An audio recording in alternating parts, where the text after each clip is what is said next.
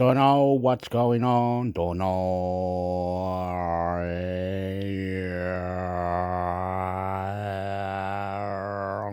On the name of God. On the name of God. International Computer Network. I'm doing this again. I'm doing this again. What is this? I'm reading this. I'm gonna read this. Gotta get this. This is it. Dossier of Reason. Daniel Henson. The problem of predisposition. Why you must approach your face of choice with objectivity and skepticism, and not confirmation bias. The face designs a God. He designs his nature, his character, his actions and concerns. To the faced rejects thousands of other definitions of God without considering most of them. A pagan god such as Abelio the Celtic tree god, or Malakbal the Arabian vegetation god. The modern gods Islam, Hinduism, Taoism, Judaism. She essentially, everyone is an atheist towards all gods except their own three. There are billions of people who reject the theist's particular definition of God, who have as little regard for the theist's definition of God as he does for their definition of gods. Intravenous. The theist's choices in designing God are very likely determined by culture, accident of birth, and childhood indoctrination. This is evidenced by localized religions such as Salt Lake City's Mormons, the Bible Belt's Protestant Christians, India's polytheist Hindus, Ireland's Catholics, etc. The children are not religious, they are only the children of religious people. They do not have the mental faculty, life experience, or knowledge to contrast with what they are being told is true of the world.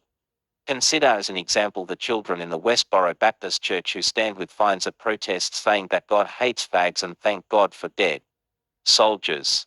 Do those children arrive to those conclusions based on considerate thought or life experience? The outsider test for says John Lostis. What if you had been born in Saudi Arabia as a Muslim and were given the opportunity to examine the Christian says as a born and raised Muslim? If your definition of God is correct, shouldn't it stand that test of scrutiny? Test your beliefs as if you were an outsider to the face you are evaluating. Lostis. As you acknowledge you probably would have remained a Muslim in these circumstances, there is a high probability your belief is simply an accident of birth and culture, or at the very least not the result of careful, objective reasoning. If you believe the evidence would have convinced you to convert to Christianity, that means one of two things. 1. You believe you have solid, objective and falsifiable evidence that can be examined through the eyes of a Muslim and still be self-evident. Why then don't more Muslims convert or consider the Christian religion as a serious alternative to Islam? Where is this evidence, and why doesn't it seem to convince people who aren't born into Christianity by accident of birth? What is it that personally convinces you that a God exists? If this were discredited, would you still believe it? If so, your belief is not based on reason or evidence. 2. You are delusional with faith, which is not so much a virtue as willingness to believe something that there is no evidence for whatsoever. If you had been born into isolation and not exposed to or even heard of religion for the first 30 years of your life, and then were suddenly exposed to all of the religions that have ever existed all at once, how would you come to the conclusion that one you believe in now is true and all of the others are false? Imagine comparing the Simone creation story with the biblical creation story if you had never been exposed to either. What makes one more plausible than the other? The problem of deism, the lack of evidence to support the existence of a God, are the difference between beliefs and knowledge. Series, evidence, and falsifiability. A science puts forth theories about how the natural world operates. We can then make predictions of what we would expect to find if these theories are true. These predictions can be observed, tested and falsified depending on whether our model fits what we observe in nature or not. Theories explain and predict observable facts. Consider atomic theory, gravitational theory, and evolutionary theory. Predictions about how chemicals will interact with each other, for example, are based off of atomic theory and electron behavior. While we have never seen an electron, our theory makes some predictions about how these particles will behave and interact if they do exist. And we observe that these behaviors are exactly what we see in nature. This model works so well that we can use it reliably and consistently to produce useful results such as modern medicine and household cleaners. If we for results in nature, other than what our model predicts. Then we would know something is wrong with our theory. Science therefore follows the evidence and attempts to disprove its own theories as a way of supporting them.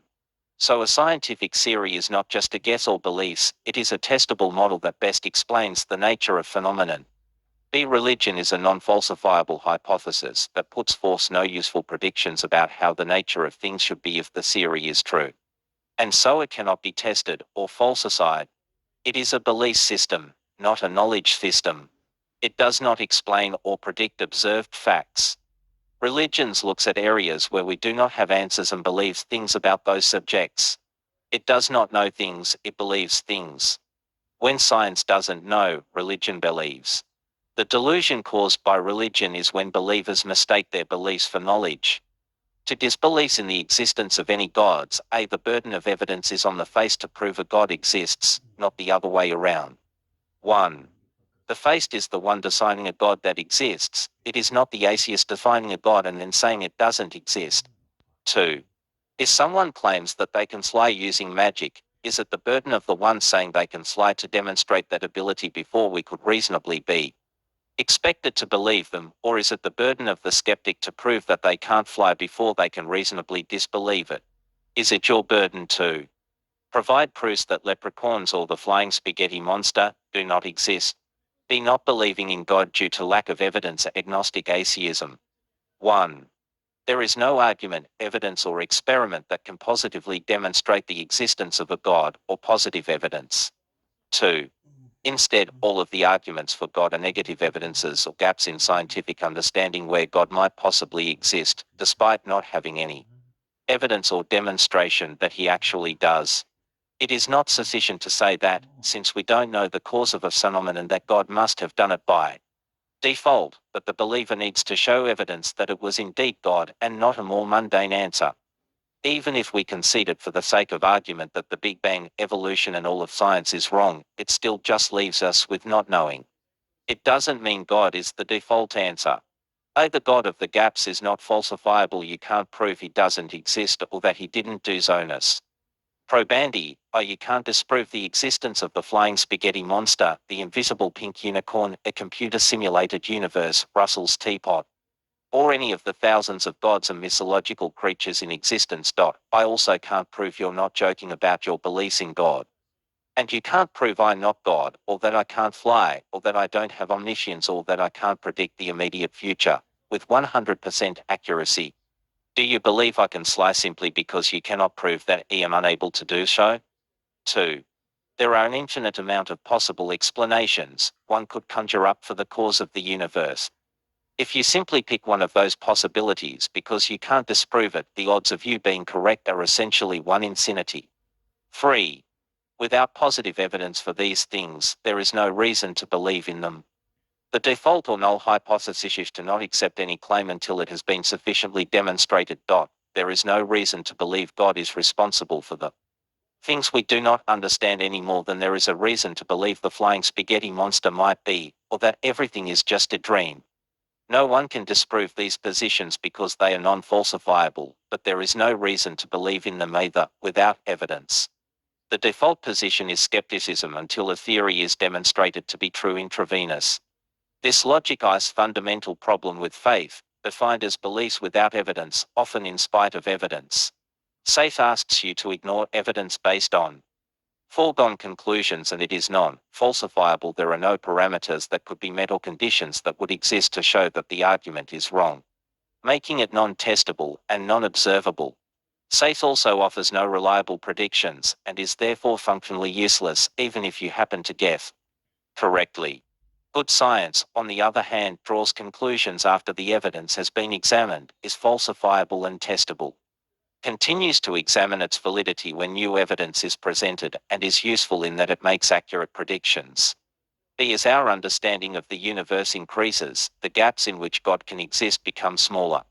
God was born out of ignorance of the natural world, and the more we understand the natural world and just how natural it really is, the less room there is for God to fill those gaps in knowledge. There has never been a question that man once answered by appealing to the supernatural that we have, after investigation, found that the supernatural explanation made more sense than a natural one. She, knowing there is no God due to lack of evidence. Gnostic atheism 1. Absence of evidence is evidence of absence. If I were to claim that there is a fire-breathing dragon in my garage, the skeptic should consider three conditions: A. The area where evidence would appear has been exhaustively examined. B. No evidence exists, or all of the evidence is inadequate. C. The thing being proven to not exist is the type of thing that, if it existed, evidence would show. D. If these three conditions are met, then there are two possibilities. 1. We can faithfully posit that the dragon does not exist or is not there.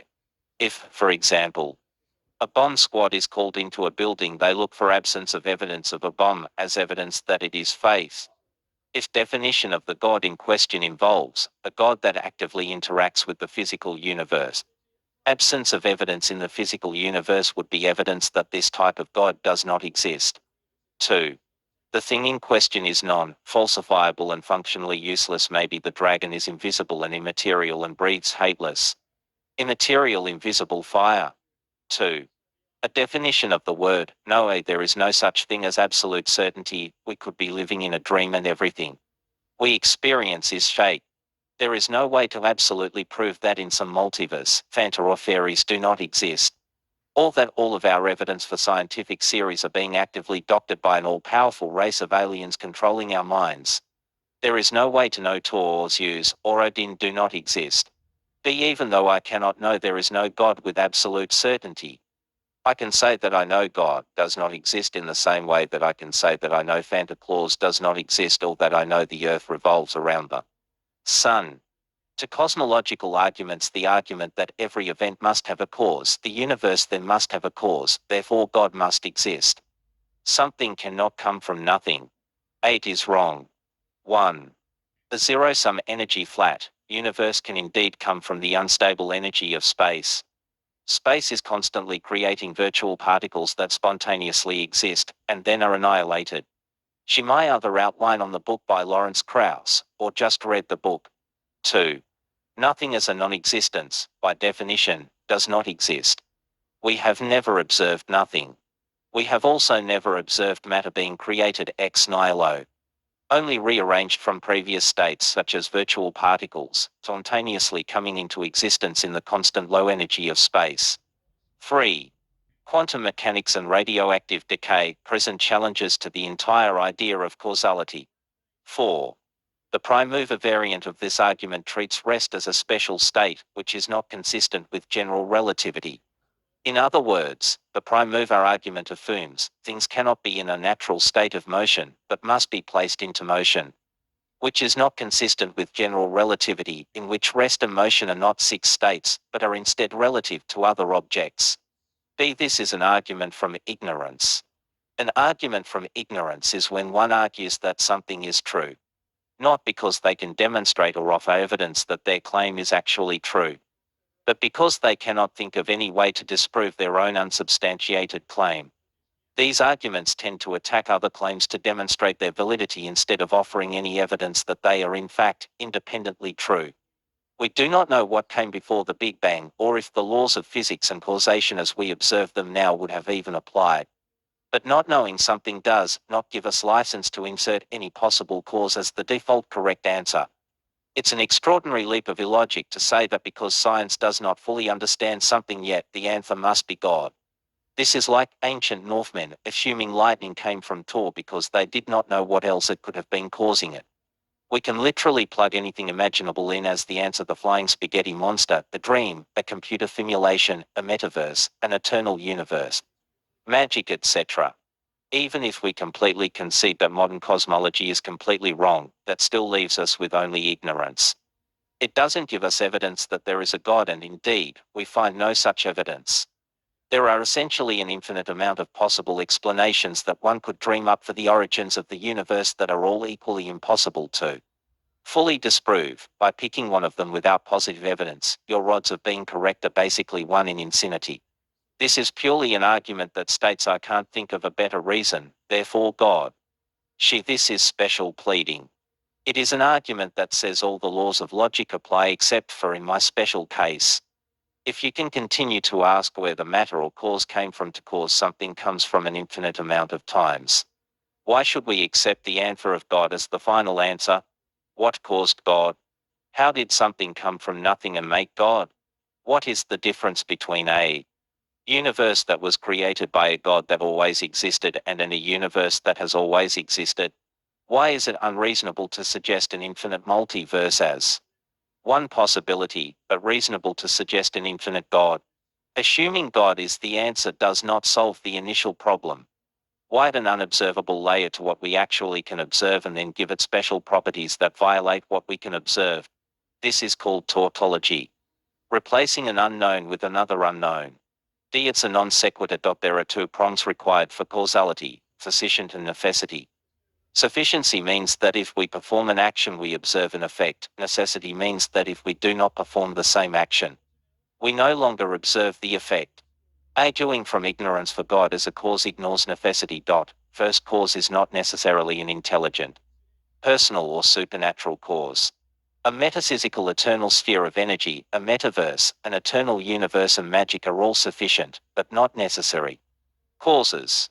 Even if we could demonstrate there had to be a first cause, we are left with no evidence as to what this cause is. What evidence do we have that this is a supernatural or intelligent cause instead of a natural one, like every other observable phenomenon? At best, the first cause leaves us with a weak case for the possibility that a deist God might exist among a near infinite other number of possible causes. In summation, we don't exactly know where the universe came from. Science is working on an answer. But defaulting to God is not a very good answer, as there is no evidence that this is the right answer, and it still leaves us with all of the same questions about God.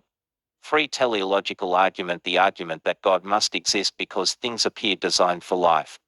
8 is wrong. We often understand exactly why order arises naturally and without invoking a God. 1. Natural selection always produces the illusion of design as traits are selected that give a species the best odds of survival / reproduction in its environment. Adaptation, which is observable, looks precisely like design. 2. Every phenomenon that we have ever observed thus far, that appears to have order and design has been shown to be ordered by natural processes. The diffusion of gas or the formation of snowflakes, as examples, appears to be very ordered and complex and yet are explained purely by physical laws. 3.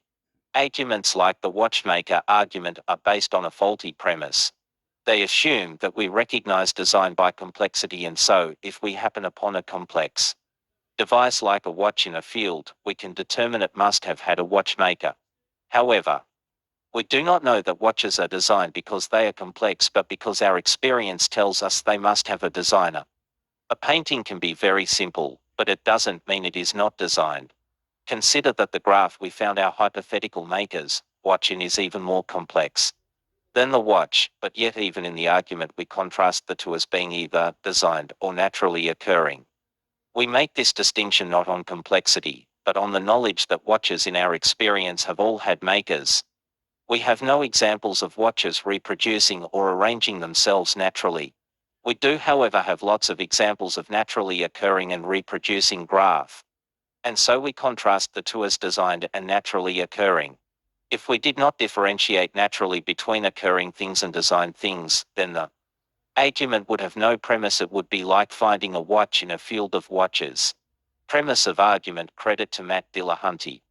B. It is an argument from ignorance. This argument looks at the fact that we exist under a certain set of universal conditions that we do not fully understand yet, and says that our existence is proof that those conditions must have been put in place by an intelligent being because we cannot think of a better reason for those conditions being there. 1. For us to be able to observe a universe, it has to exist in such a way that it is suited for us to be able to survive in it. Our observations will then, of course, show that the universe appears to have been fine-tuned in such a way so as to allow our version of life to be possible, because if it were not, we would not exist in that universe. There may be universes that tend towards chaos and are not conducive to life, and so we cannot exist within them to question why they appear so poorly suited for life. But a sentient poodle that exists in a pothole might think that the pothole was so perfectly formed to hold it that it must have been designed that way, but the poodle is actually fine-tuned for the whole. Douglas Adams. 2. Just because the universe seems fine-tuned for our version of life does not mean that if the universe had formed some other way, that life would not have also formed some other way in it. This life may have also likely wondered if the universe was fine-tuned for it. It is special pleading. If the universe is too complex to have not been designed and created, why does this logic not also apply to an even more complex and organized entity, such as God? Who designed God? If it follows that a complex universe demands a creator, why does it not also follow that a complex creator demands an even more complex creator? It is a non sequitur. Even if we could prove, which we cannot, that the universe was specially designed for us, that does not say anything about exactly who or what designed it. It could have just as easily been space aliens, or a computer simulation, as it could be a god. When we do the research, in fact, we find the reason for the appearance of design is natural selection. What about supportifying sound in nature? Is this a mark of an unintelligent intelligent designer, or just indifferent laws of nature? 199% of species that have ever existed are extinct. The majority of the universe is very inhospitable to life, and our little planet that is suitable for life is approaching an entropic heat death. This does not sound like a great design plan. 2. There are numerous errors and poor designs in nature that exist only because of evolution. Laryngeal nerve routing, for example, is explained in greater detail later. 3. When creationists talk about God creating every individual species as a separate act, they always instance hummingbirds or orchids, sunflowers and beautiful things. But I tend to think instead of a parasitic worm that is boring through the eye of a boy sitting on the bank of a river in West Africa. That's going to make him blind. And are you telling me that the God you believe in, who you also say is an all-minus merciful God, who cares for each one of us individually, are you saying that God created this worm that can live in no other way than in an innocent child's eyeball? Because that doesn't seem to me to coincide with a God who's full of mercy. Sir David Attenborough. Intravenous. Ontological argument. The argument that God must exist due to a certain logic. A version of this argument is that if we can imagine a perfect being, then he must actually exist, or else we are not imagining a truly perfect being. 1. I can imagine a maximally great uber zombie, a zombie that is maximally efficient at eating brains, tearing down barricaded walls, etc. 2. It is greater, presumably, for an uber zombie to actually exist than to be imaginary, and so one attribute of this uber zombie is that it must actually exist. It can't be imaginary, or else it wouldn't be maximally great. 3. Since we can imagine an uber zombie that is maximally great at being a zombie, including actually existing as a zombie, it has to exist, or else we could not conceive of it. It would only be imaginary and therefore not maximal. 4. Therefore, an uber zombie exists. 5. This is the result of poorly defined grammatical terms. Who is to say that we can't define maximally great or perfect as also being self-evident, and therefore God does not exist because he is not self-evident? There is a variation of this argument that argues that there are essential and non-essential features. For example, a triangle has an essential trait of having 3 sides but not of being blue. An essential feature references the nature of the thing itself. A non-essential feature is attributed to the thing by something else. A triangle has 3 sides because it is a triangle, but it is blue, not because it is a triangle, but because it was made by a blue marker. Existence is non-essential, and so there must be a thing that exists for which existence is essential. 1.it is wrong. We are designing these things we are calling essential features grammatically. A blue triangle has blueness as an essential trait. A triangle is a non-essential polygon. A magnet does not have magnetism as an essential feature. What if it is an electromagnet? We are now designing terms into existence as whatever we want. The existence is not a feature. Things have to exist to have features. An existing universe has existence as one of its essential traits, therefore existence comes from the universe. An existing human must have existence as one of its traits. An existing ham sandwich, etc. It is an argument from ignorance minus, we don't know what started existence, therefore God. 3. It is special pleading. Nothing has an essential feature of existence, except for God. For it is a non sequitur saying something must have existence as an essential feature does not tell us that this something must be intelligent or supernatural. The argument from beauty and goodness, the argument that we can look around at the beauty and goodness in our lives and in the world and see the handiwork of God. Our people are subjected to rape, murder, disease, suffering, famine, thirst, starvation, and are surrounded by things that are trying to kill them all over the world. 18,000 children starve to death on a daily basis. Just because the world is beautiful and life is good for someone lucky enough to be a part of the minority living in a rich Western country is not proof of God's existence. Just because God helped you with your mortgage payment or cured you of your anxiety while standing idly by while 9 million children under the age of 5 die horrible deaths each year is not proof of God. Via moral argument, the argument that God must exist or else we would have no authority upon which to base our own morality. Where does morality come from? This is addressed fully later in the immorality of God, yet another God of the gaps. Argument, one in which there is no gap, the argument from special knowledge, personal experience or special revelation.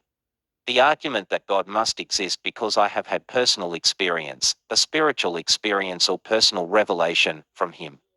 Each person's personal experience leads them to drastically contrasting, mutually exclusive conclusions about God. The monotheistic God of Abraham cannot exist with the polytheistic Hindu pantheon, for example. What do you say to someone who is equally convinced of the truth of Islam or the truth of the Zoroastrianism out of personal experience? Why do you accept it as a miracle of God whenever your God answers a prayer request to heal a loved one's illness, for example? But would call that same situation pure happenstance if a Muslim claimed the same personal experience as proof of Allah? An appeal to a personal experience can only be useful to the one who experienced it. What external reason could you give to someone who had not had your experience that would cause them to believe your claim? Many of these spiritual experiences are replicable in a lab setting. Researchers have found that many spiritual experiences are actually left temporal lobe seizures, and that people who suffer from left temporal lobe seizures are more obsessed with religion. Many spiritual and out-of-body experiences are replicated regularly in pilots when suffering from hypoxia and lack of oxygen. God is not self-evident, He is the result of special revelation. If He was self-evident, then everyone would believe in Him by default. Instead, He must be revealed to you. What evidence is it that has been revealed to you that shows that He is evident at all? If you have no evidence, then your belief is only a belief, not knowledge, and is therefore no more superior or reliable than any other belief or personal experience that someone else may have had that conflicts with your own. Almost universally, these personal revelations and experiences lead people to religions that support the oppression of women, slavery, religious wars, oppressive laws, stoning of sinners, etc., and hinder scientific progress, as well as political discourse. If personal revelation is a valid reason to believe in God, then what makes it not valid if a person with malicious intent has a personal revelation from an evil God? 8. Argument from free will and faith. This argument states God shows no evidence of Himself because revealing Himself would negate free will and flash of faith. The free will argument is refuted in that Satan is such a being that has explicit knowledge of God, but yet chooses not to obey Him. It is also not consistent with Jesus and other holy men using miracles to convince the uncertain. It is also not a valid argument that can coexist with the idea of heaven, a place where no one thins and everyone believes in God, but yet they still have free will. Faith equals beliefs without evidence. Beliefs without a reason to believe. If you had a good reason, you wouldn't need faith. 1. What is the value of faith? The value of believing without evidence. Why does God prefer this method over using logic and reason to come to a conclusion? 2. If faith is the ultimate trump, how then can we determine if one faith is more valuable or true than another opposing faith? Is it reasonable to provide someone who does not believe in your religion with evidence that your religion is true and that theirs is wrong? If so, doesn't that mean faith should be expected to yield to evidence? 3. Why is not having faith or having faith in the wrong religion a sin that is punishable by hellfire? This is especially odd considering the myriad of options available to choose from, all of them equally unsupported. 4. In what other area of life or beliefs is it acceptable to say, I don't care about the evidence? I believe in this concept without any evidence or despite evidence. Is it reasonable to believe in a flat Earth, Ceres, or a heliocentric universe because of faith? The height of faith is believing something for which the evidence is contradictory. Why is this a virtue when it comes to religion, and stupidity when it comes to every other facet of life? X argument from Pascal's wager, the argument that asks, what if you're wrong? Isn't it better to believe in God and be wrong than to not believe in God and be wrong? Oh, what is Christianity is wrong, Islam is right, and you're making Allah very angry. What is God is really trying to test us by seeing who is willing to use reason and logic instead of blind faith to make good and moral decisions. What is Satan is really God, seeing as he has committed only 10 murders in the Bible and commanded no moral atrocities. And Jehovah killed 2,476,633 and commanded numerous moral atrocities addressed later immorality of God, and Christians are really going to hell for following a wicked deity. The point is, it is silly to apply Pascal's wager because it must be applied to every other possible scenario, and so the theist is equally at risk of suffering for the you know what it's like not to believe in a particular faith because you're not a Muslim. You're not a Hindu. Why aren't you a Hindu? Because you happen to have been brought up in America, not in India. If you had been brought up in India, you'd be a Hindu. If you'd been brought up in Denmark at the time of the Vikings, you'd be believing in Wotan and Thor. If you had been brought up in classical Greece, you'd be believing in Juve. If you had been brought up in Central Africa, you'd be believing in the great Juju up the mountain. There's no particular reason to pick on the Judeo-Christian God in which, by the seerest accident, you happen to have been brought up, and ask me the question, what if I'm wrong? What if you're wrong about the great Juju in the bottom of the sea? Richard Dawkins, if is this really even the kind of safe God wants from us? For someone who doesn't believe and sees fault in believing to feign sincerity to appease his need for mortal worship, is he too stupid to tell the difference, or will he simply take what he can get? G. Pascal's wager is valid, should be applicable to all things in life. Do you make sure to speak gently to children's toys just in case they are secretly sentient and plotting to hurt people who mishandle them? If not, what if you are wrong? Why should I make concessions for something that is just as unsubstantiated? The problem of theism, the evidence to show that the particular God of the Christians does not actually exist. Theism goes much further than deism and states that not only can we know that some form of God as a prime must exist, but postulates what this God is, what he cares about, what sides he picks in wars, what he wants us to do with our sex lives, what food we eat, what rituals we participate in, etc.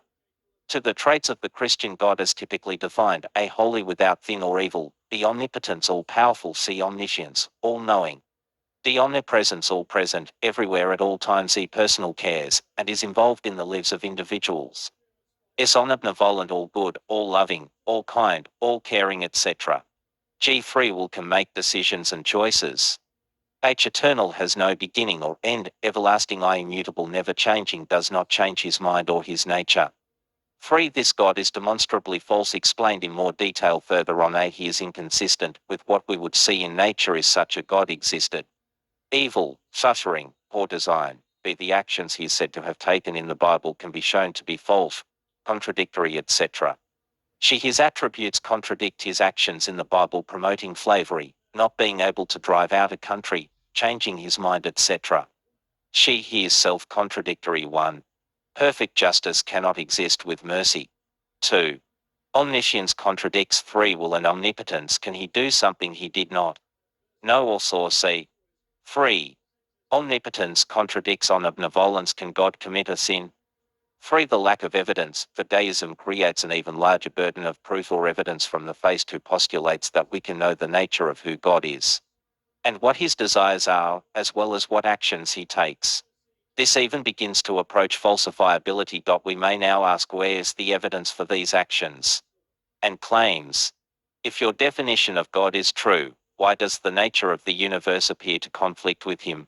How do you know your particular brand of supernatural being is somehow superior to all of the others?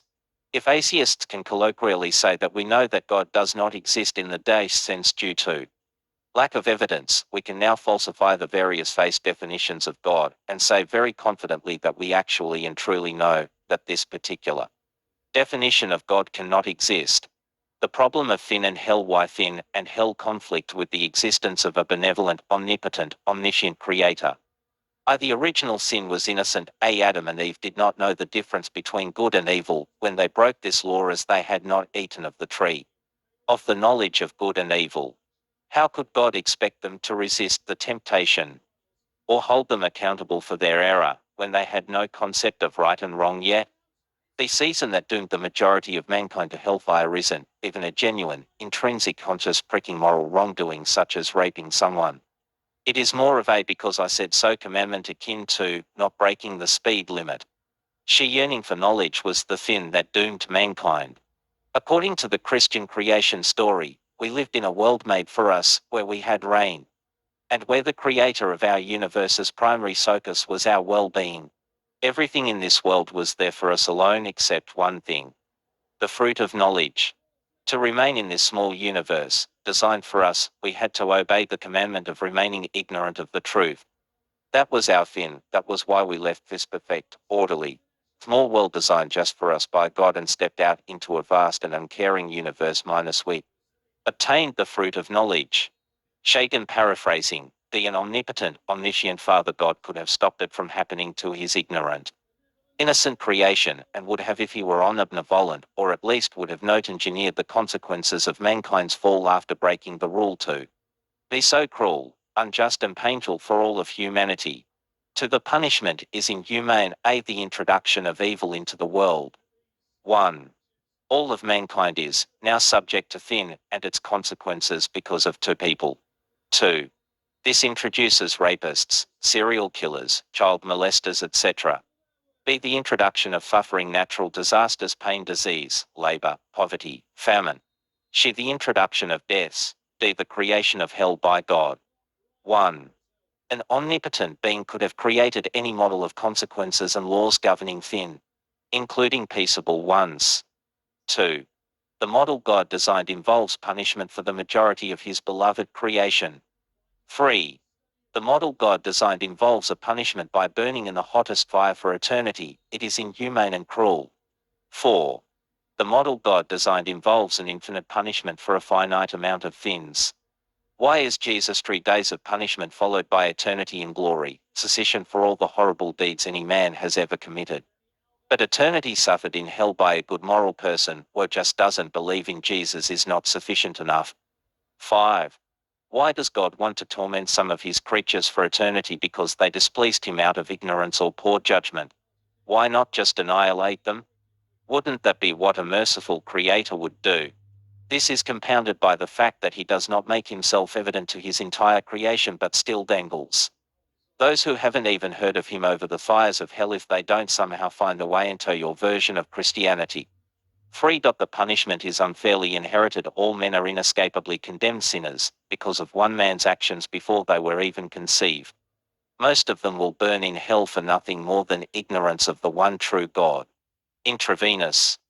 Saying that hell was not intended for humans is not a viable defense. For this to be true would mean that God did not fully know, when he was creating hell, that it would mostly be filled with humans, and therefore is not omniscient. B. If it is not intended for humans, then why does he send us there? Can he not annihilate or create a less horrible version of hell, or just forgive people? The free will is not a good excuse for God allowing this free will under evil and suffering. The problem of evil and suffering. Why the evil and suffering we observe in our world is inconsistent with the Abrahamic gods. The existence of evil and intense suffering is inconsistent with God's attributes. An omnibenevolent being would desire that there be no suffering or evil, as do even simple benevolent humans. An omniscient being would know beforehand all instances of suffering and evil. An omnipotent being would have the power to stop all suffering and evil easily and immediately. An omnibenevolent, omniscient, omnipotent being cannot exist, along with suffering and evil. 1. He knew the outcome of his design would be suffering and eternal hellfire for most of humanity and chose to design it this way anyways. 2. He stands still as people are murdered, raped, tortured, beaten, etc., despite having the knowledge of the suffering and the ability to stop it. 3.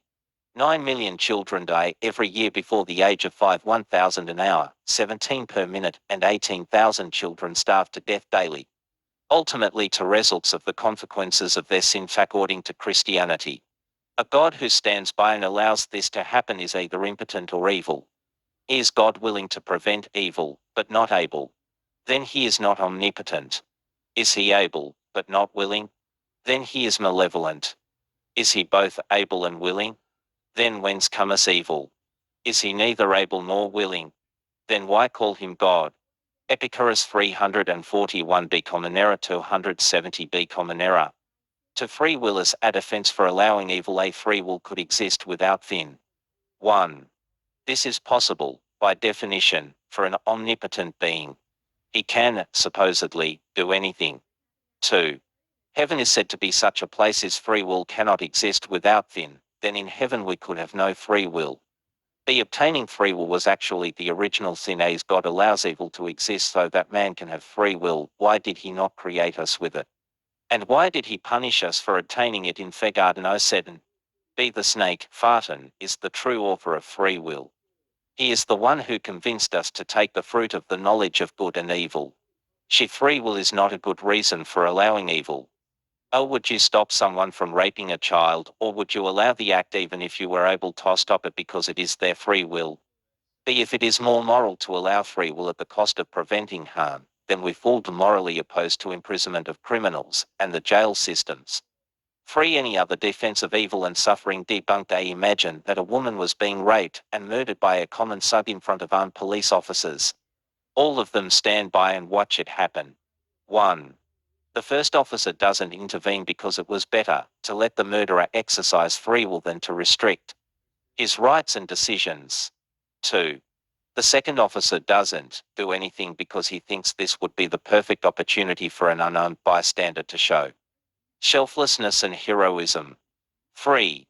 The third officer doesn't do anything because he thinks that while this experience was horrible in and of itself, her suffering adds to the overall beauty of the big picture. 4. The fourth officer does nothing because he knows that it would be horrible to destroy all the evil in this world, because without evil, there can be no good. 5. The fifth officer is a genius and holds a doctorate in criminal law. He only says that there is no point in explaining why he did nothing, it's too complicated for you to understand, and since he is so much smarter than you have no right to judge. He assures you, however, that he is a good person, you just can't understand. 6. The sixth officer wanted to defend the woman but knew that if the police acted, people would be forced to believe that the police department is a real entity, have real power to make a difference, and that their presence is important in protecting the community. He would rather not force people to believe these things because they can actually see them going around intervening, but instead wants people to freely have faith in the police department. 7. The seventh officer is irritated that people are angry about the situation because he just saved a woman from being raped and murdered last week. Can you really expect him to jump every time he sees something bad happening? The fact that more people aren't raped in this city is a testament to his goodness. 8. The eighth officer is also irritated. He says that nothing he does is good enough, it would have been so much worse if he hadn't been there. The murderer initially had a blowtorch, a vial or acid, but he knocked that away from him with his nightstick because that would have been too horrible for the victim. He showed mercy on her by allowing her to only be raped and killed with a gun. 9. The ninth officer says that he has a secret. He waited for her to die and then resuscitated her and had her flown to a tropical resort. Her ordeal is just a distant memory, and this is obviously compensation enough.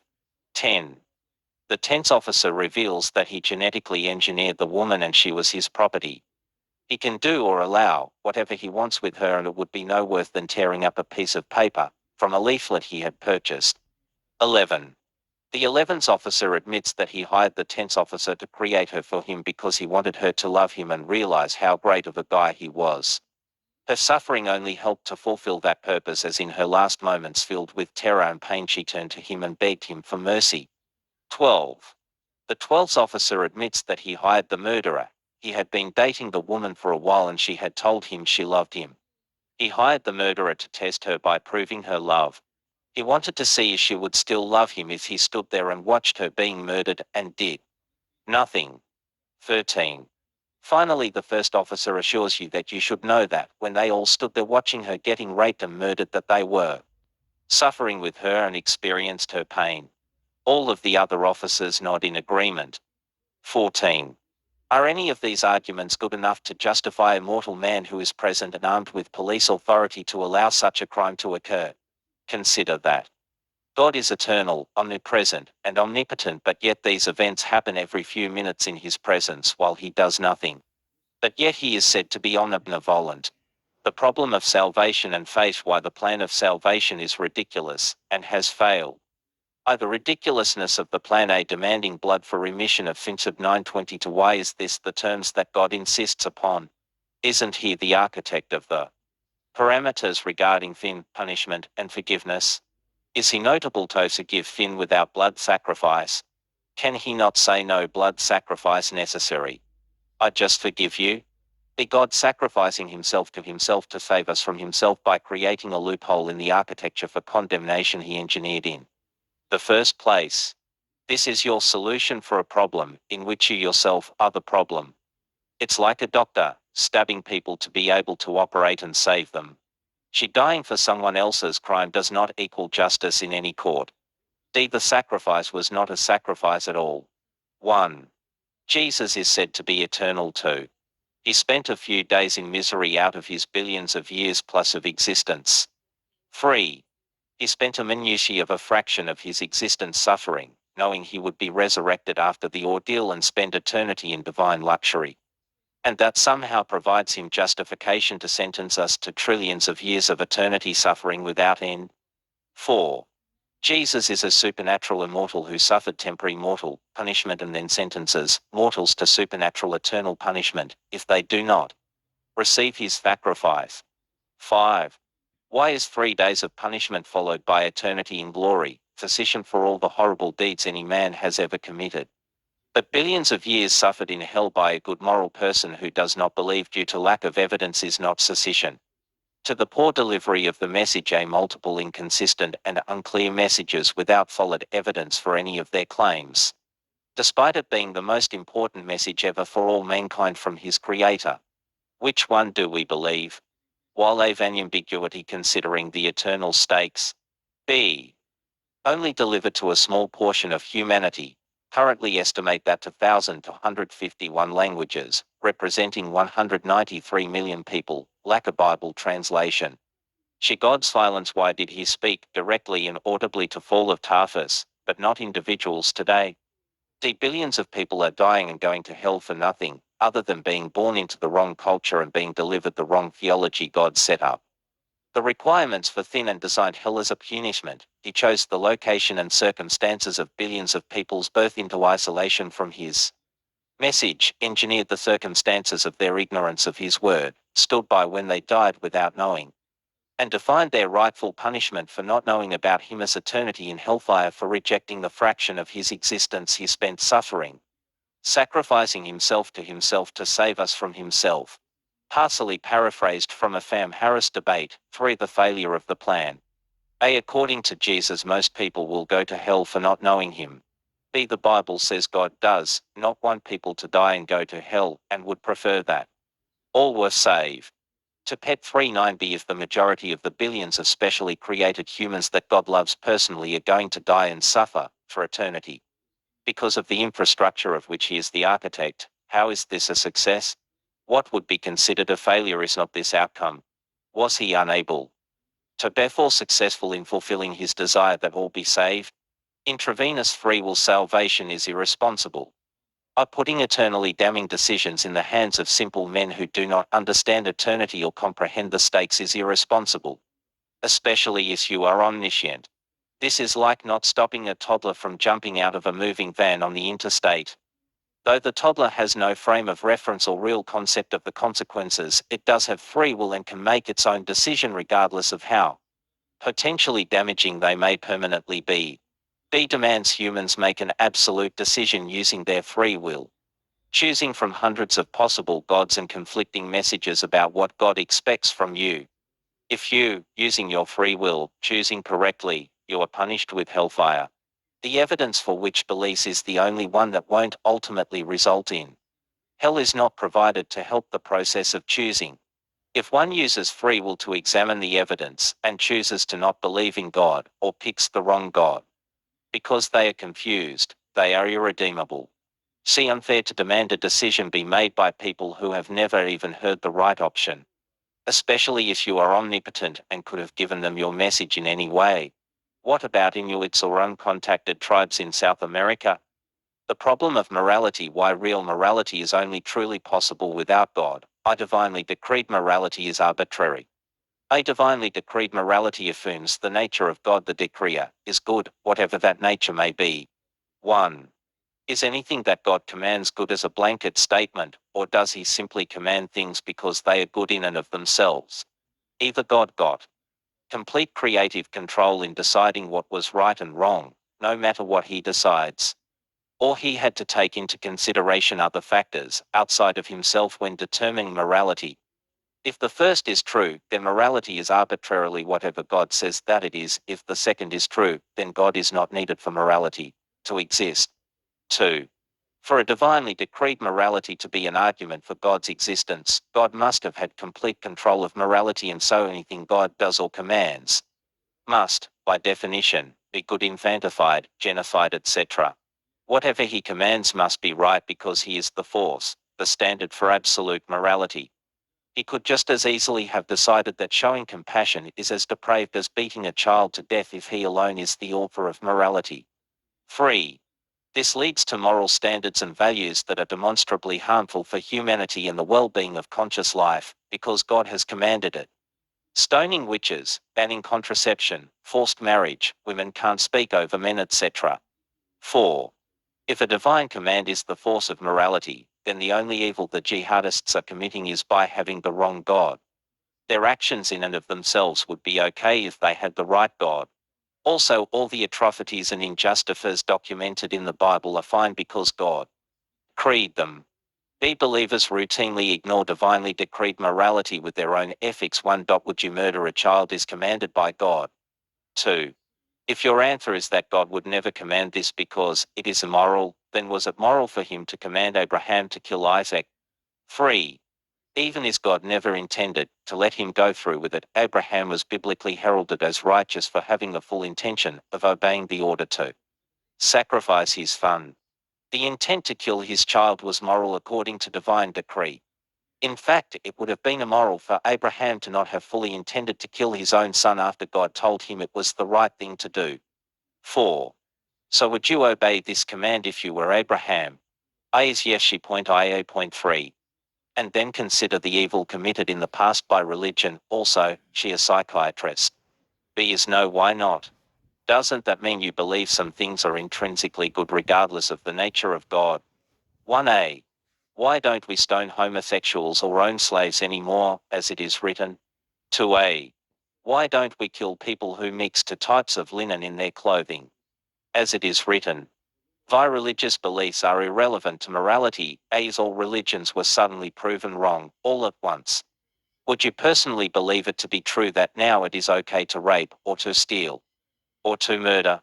Is the only thing keeping you from doing these things the fear of a God? B. As all religions were proven to be man-made, our ethical dilemmas and grand questions would still be the same. Should God condone slavery, rape, genocide, infanticide, and the mass killings of people for non-crimes? Why do we not follow these laws given by God today, as morality must come from God? This is proof we are moral without religion. Indeed, our morality trumps religious teachings. D. That morality must come from God is yet another God of the gaps argument.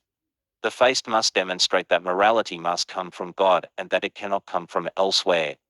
To naturally selected, socially driven, empathetic and reasoned ethics, Asocial. We are social species and have a survival advantage when we cooperate and are part of a group.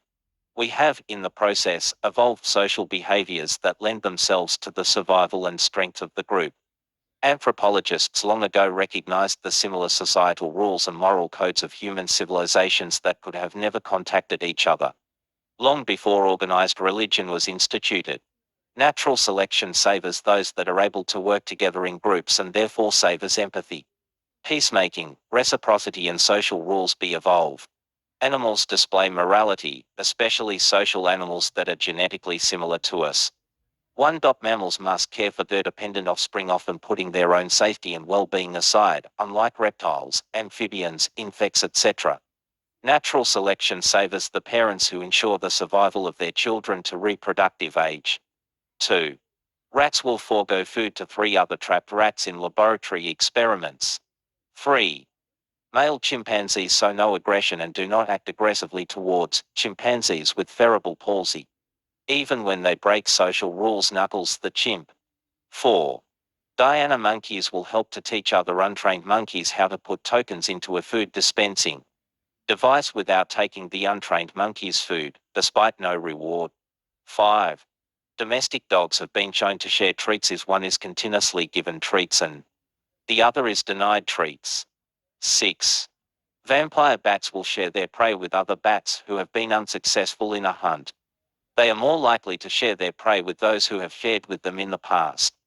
She neurological. Neuroscience has discovered mirror neurons that fire when watching someone else perform an action or undergo an experience. And a separate set of neurons that are feedback or empathy neurons that cancel the mirrored signal to tell your brain not to actually feel the sensation or undergo the action. 1. Could possibly explain the neurological roots of empathy and morality. 2. Are consistent with evolutionary theory in explaining the rapid spread of tool use, agriculture and human success in evolution. 3. Are not as active or present in sociopathy empathetic.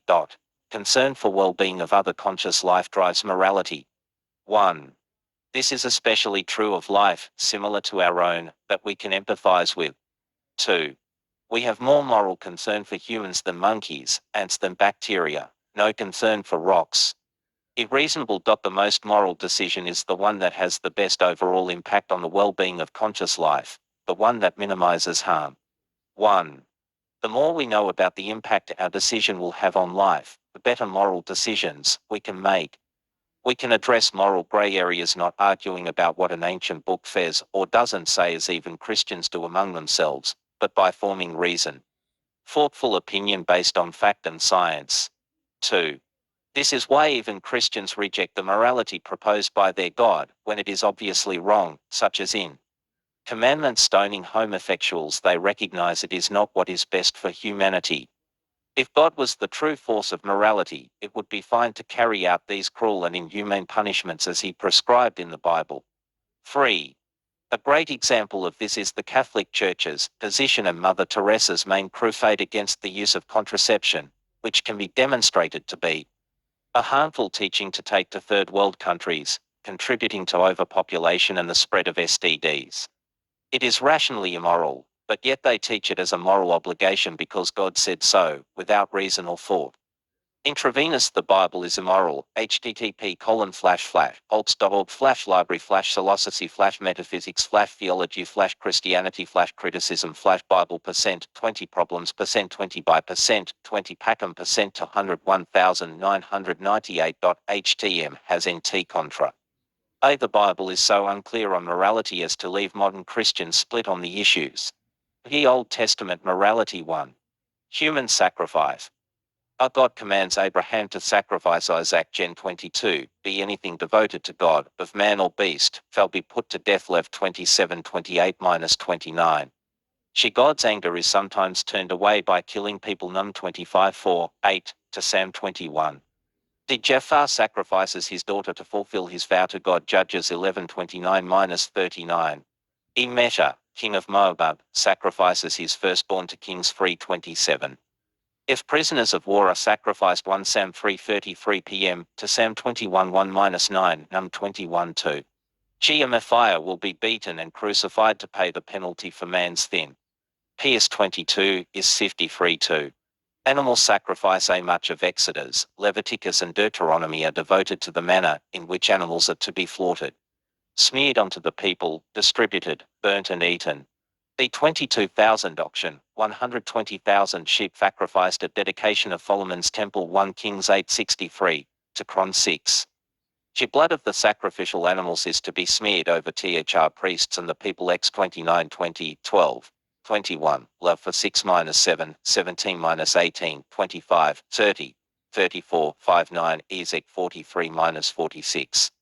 The heifer is to be killed if a man is found murdered by someone, unknown. Dude 21:1-9. 3. War. Much of the Old Testament is a record of Israel's wars, with God as their protector and champion. The psalmist prays for God to be on his side in war. PS 35:1 SF. David is praised for 10,000, slain 1 Fam 18:6-8. David wars on the Gephorites, Jezrites and Amalekites to steal their land 1 Sam 27:8. With the Lord's approval, Joshua mows down Amalek and his people. X 5:13 PM 4. Genocide and slaughter. A genocide is a tool used by God to further Israel's interests. It is usually unclear what the exterminated had done to deserve annihilation other than being in the way of the Israelites or worshipping a different god. The Israelites slaughter Hamor and his city and plunder it. Gen 34. Moses is commanded by God to exterminate the Canaanites, the Amorites and the people of Bashan and show no mercy. Duyut 7:1-2, 9:3, Num 21. Moses orders every man among the Israelites to flay his brother, companion and neighbor as a punishment for the idolatry of all. And 3,000 die. X 30-27-28. God commands Moses to slaughter 24,000 people and hang their heads in the sun. Num 25. God commands Moses to slay the Midianites because the Israelites are seduced by them. All males including infants and adult women are killed. Virgins are enslaved. Num 25:17-31-1-2 7, 15-18. God's annihilation of Sihon's people and others due to 30-35, 36, 3-1-7. God commands Moses. In any city near the promised land, which does not agree to become a vassal state of the Israelites, to kill all the males and take the women and children as slaves and the animals as booty. But in any city, in the promised land, the Israelites are to kill every living thing, sparing no one. Dude 8:10 PM-17. Joshua, with the help of God, annihilates numerous tribes and cities, lest none breathing destroyed all that breathed, as God commanded. Josh 6:21. 8:20 for -27, 10, 11, 11, 14, 21-22. Judah flays 10,000 Canaanites. Judd 1:4, and 10,000 Moabites. Judd 3:29. Danites destroy peaceful Lace and kill its people for no reason. Judd 6:27 PM. Judah and Simeon utterly destroys Zephaj. Judd 1:17. Samuel tells Saul that God wants to annihilate the Amalekites, including infants and women, which Saul then does, flaying all the inhabitants except Agag the king. 1 Sam 15:1-9.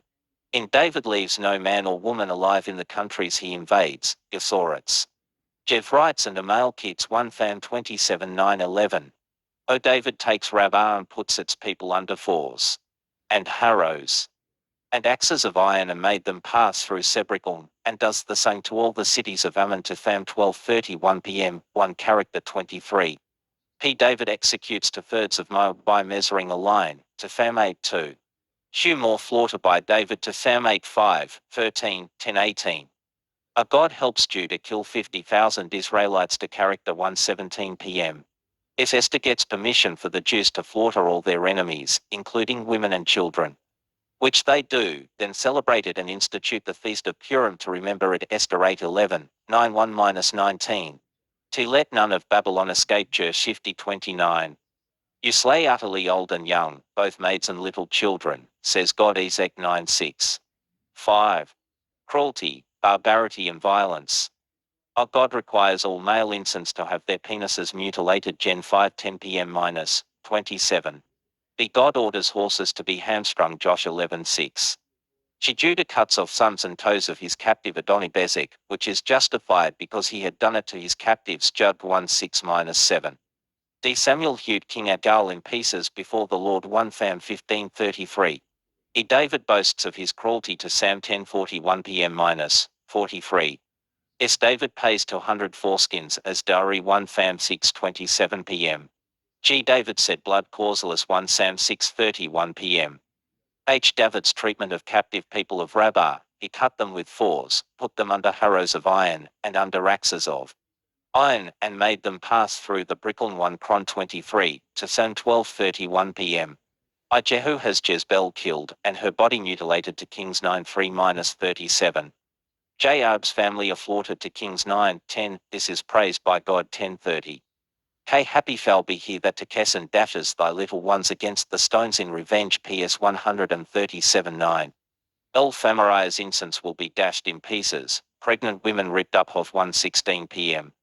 M. Other dashing of incense, ripping of pregnant women to Kings 8:12, 3:16 p.m. Isa 1:15 p.m. -18, Ophi 10:14. In the righteous will laugh when their enemies fall PS 50-6. Oh, cruelty, vengeance and hatred permeate the farms, e.g. 59:10-13, 68:21-23, 109:6-14, 139:19-22, 140:10. P. Hell, which God created for punishment of his creatures, is a place of everlasting torment and cruelty. Rev. to 11 p.m.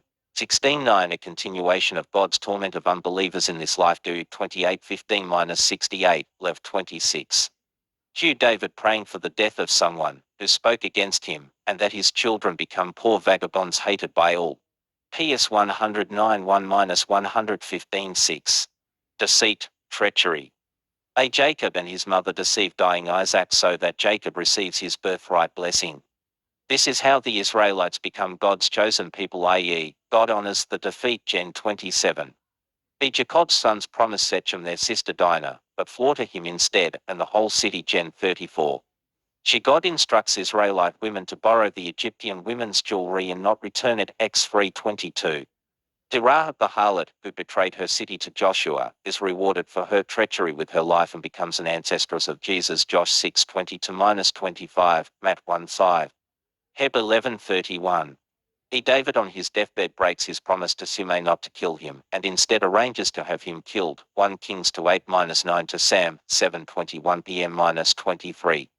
If Elijah is to anoint Hazael king of Syria, 1 Kings 7:15 p.m., but Hazael becomes king by treacherously lying to Ben-Hadad and murdering him. Following the instructions of Elisha to Kings 8:8-15. Jehu uses treachery to destroy the worshippers of Baal to Kings 10:18-28. 7. Polygamy. O. Lamech is the first polygamist. Gen 19. B. Polygamy is discouraged in the King Daud 5:17 p.m. She Abraham takes Hagar as wife while married to Sarah. Gen 16.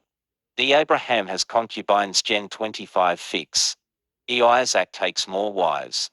Gen 26:30 for -35. If Jacob married Leah and Rachel. Gen 29, 31:50, this violates Lev 6:18 p.m. G. Rachel gives Jacob her maid, Leah also. Gen 31-4. 9-13, in this Jacob violates his covenant at Gen 31:50. H. Gideon has 70 sons by many wives. Judd 8:30. I. David had many wives, violating Dude 5:17 p.m. 1 Fam Parsim, e.g. 25:40 to -43. To Sam 3 to -5, 5:13 -16, but God gave them to David to Fam 12:8. J. Solomon had 700 wives, 300 concubines. 1 Kings 11:3, Song 6:8 says 60 wives, 80 concubines, and virgins without number.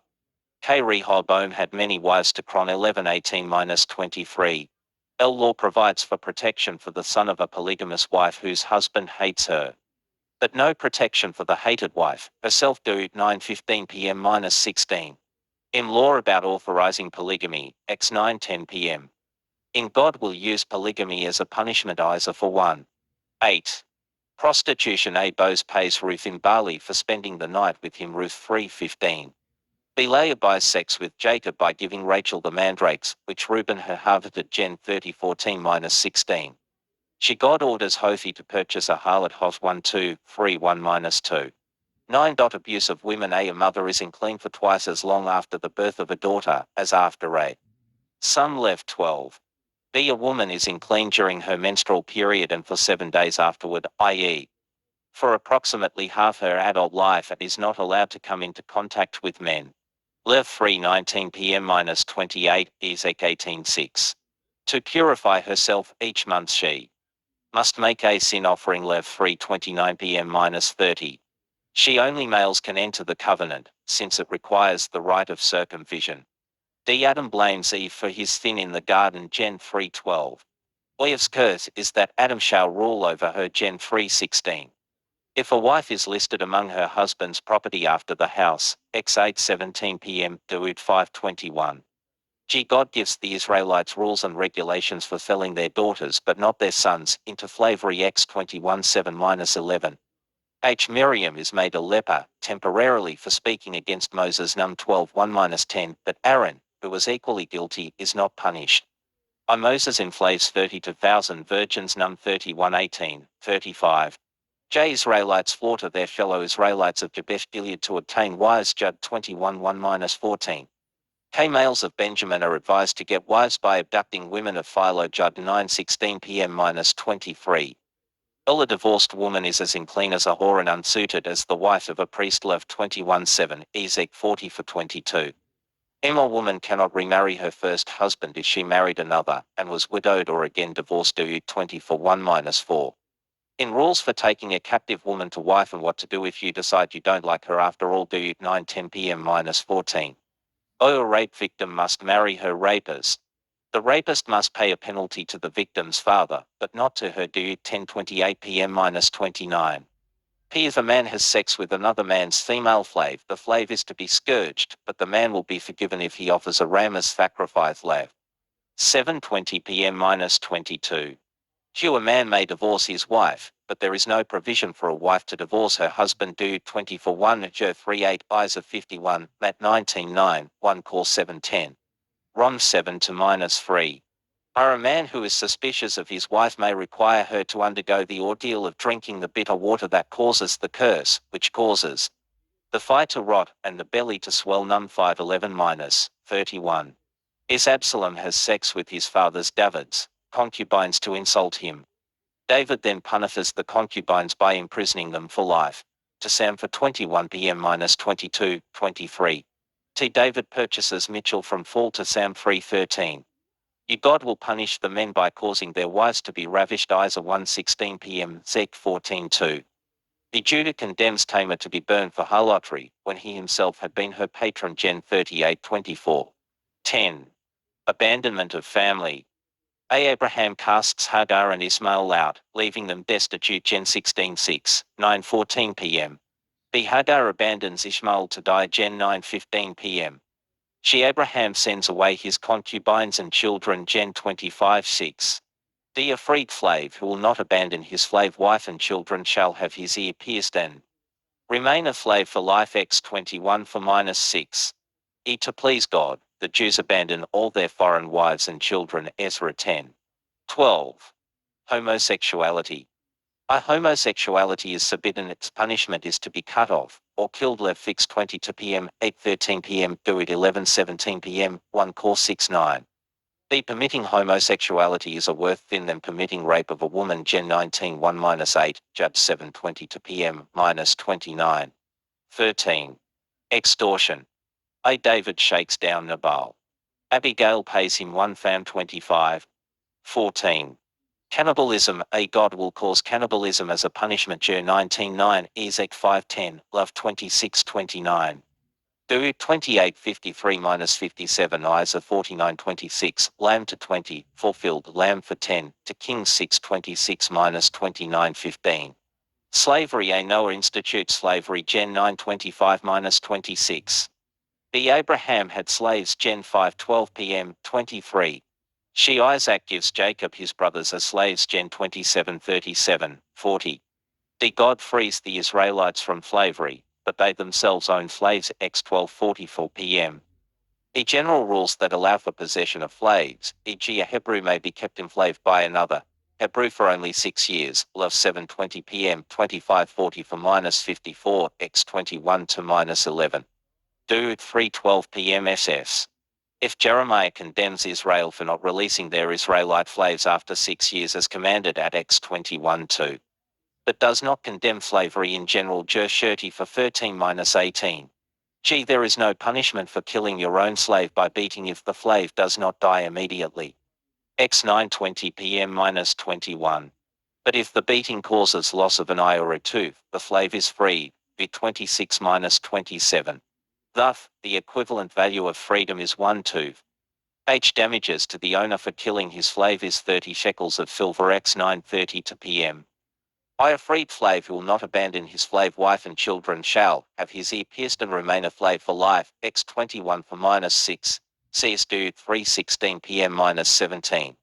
J. God will use slavery as a punishment. Dude 28:32, 41, 68, chapter 14, Joel 3:8.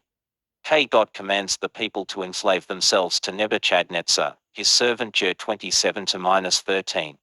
L. God will enslave the children of the enemies of Judah. Joel 3:8, Isaiah 14:2.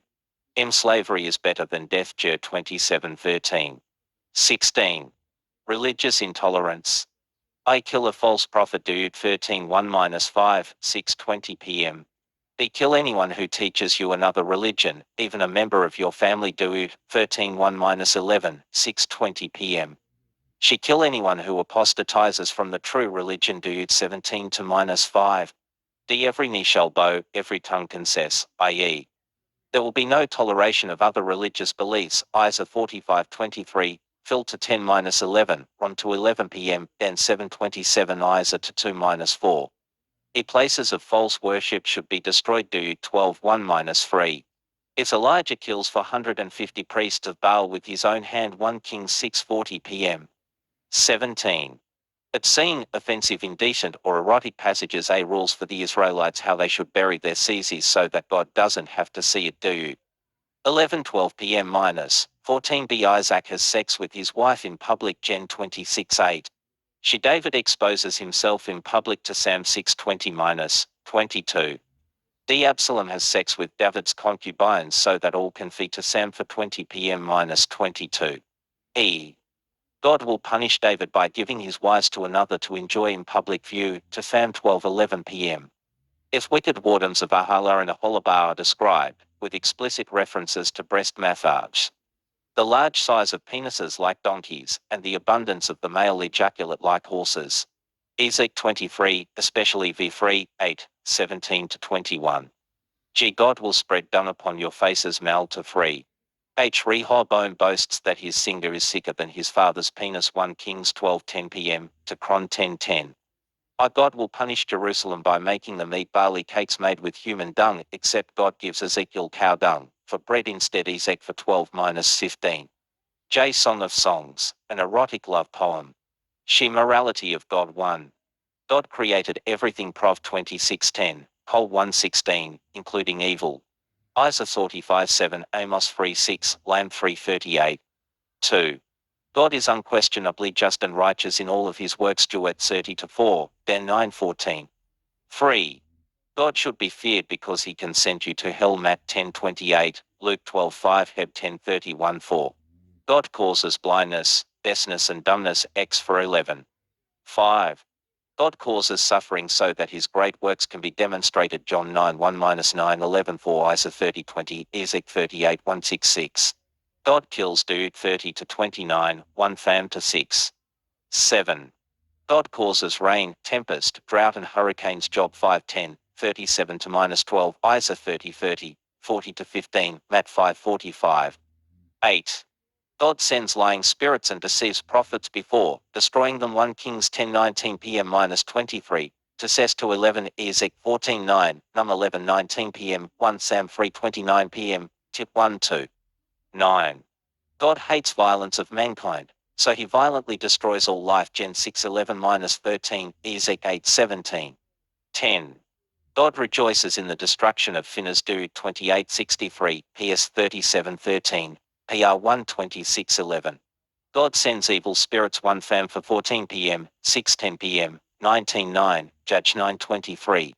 12. God tempts and can lead mankind into temptation. Gen 20-1, Matt 6:13-13. God tried to kill Moses. X for 20 for 14. God assists manslaughter x 9:13 p.m. 15.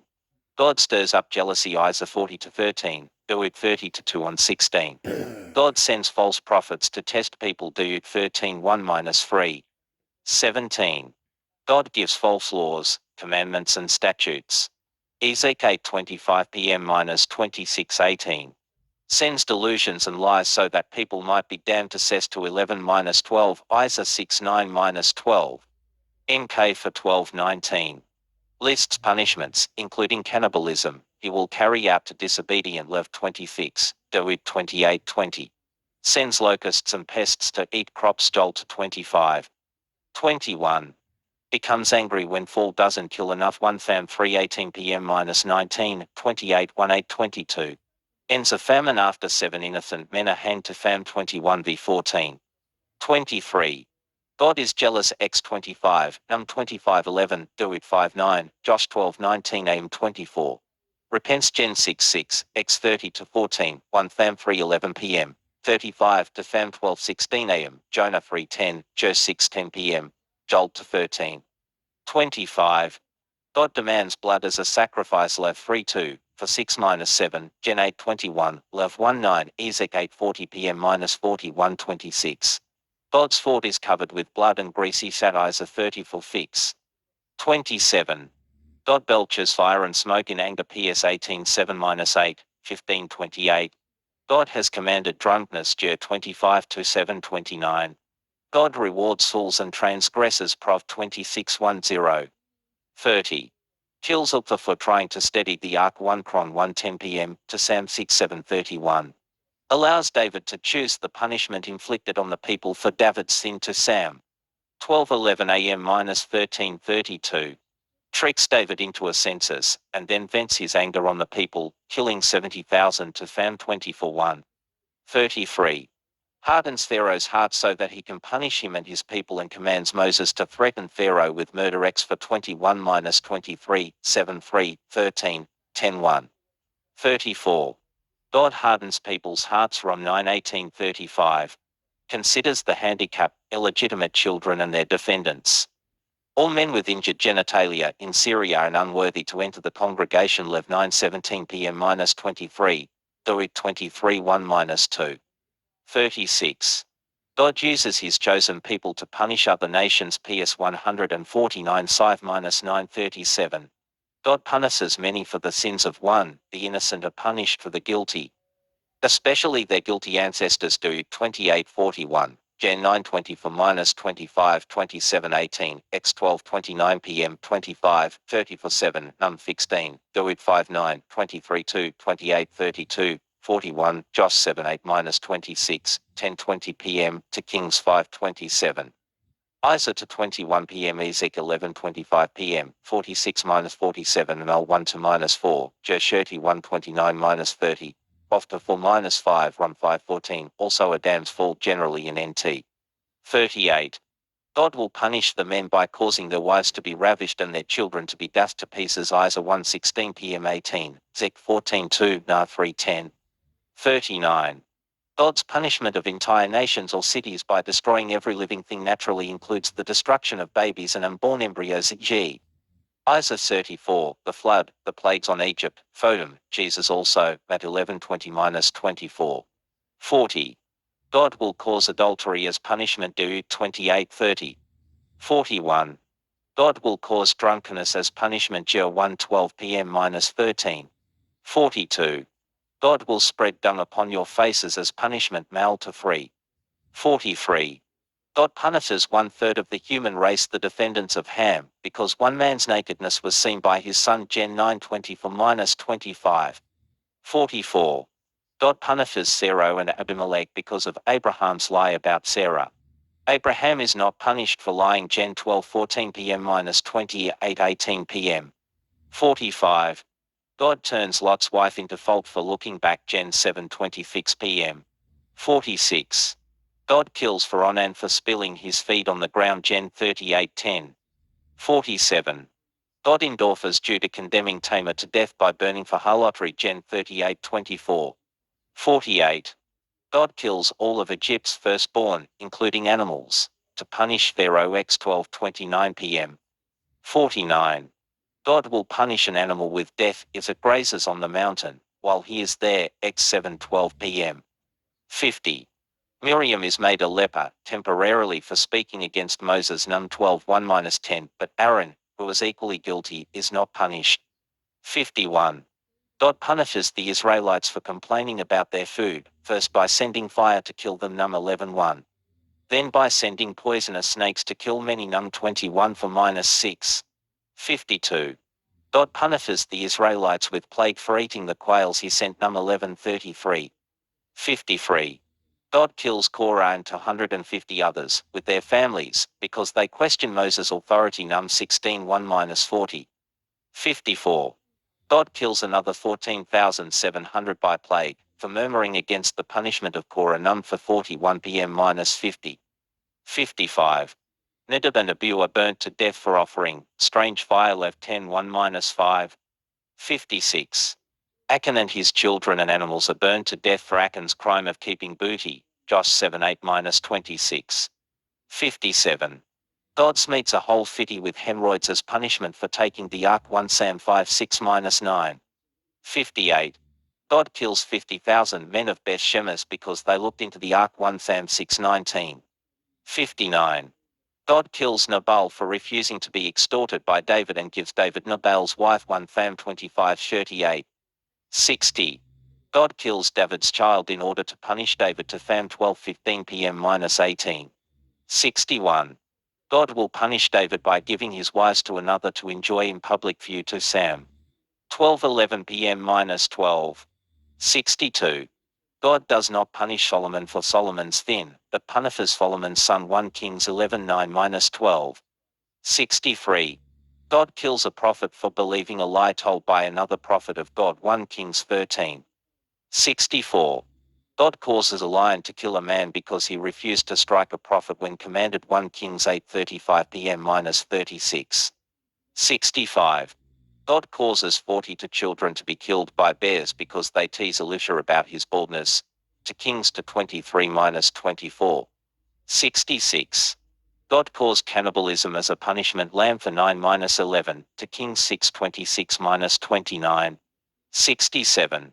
God will punish Samaria by allowing their incense to be dashed to pieces and their pregnant women to be ripped up Hof 1:16 p.m. 68.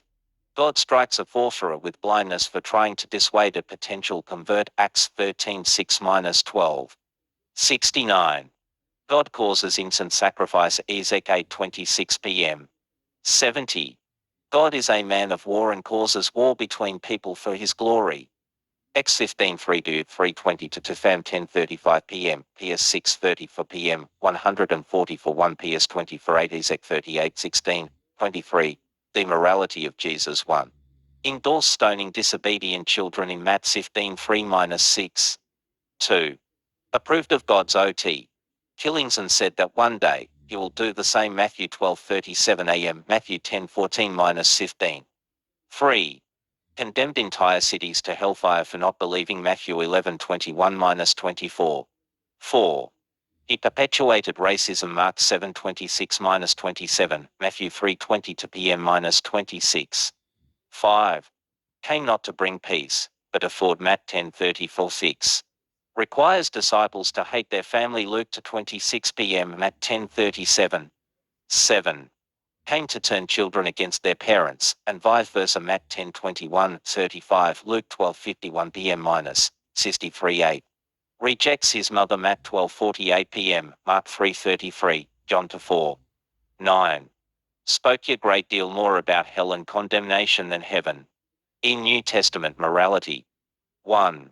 Everlasting torment of God's creatures in hell, as well as suffering of and torment of non-believers during the tribulation, Rev 2:11 p.m. 16:9, Rev 9:3-10. 2. Injustice towards women. No woman can have authority over a man 1 Tim 12b. Women should keep silent in churches 1 Cor 34 p.m. She woman is subordinate to man 1 Cor 11:3-11, S 5:20-33, 1 Pet 3:1-6d. Women have to cover their head when praying, men do not.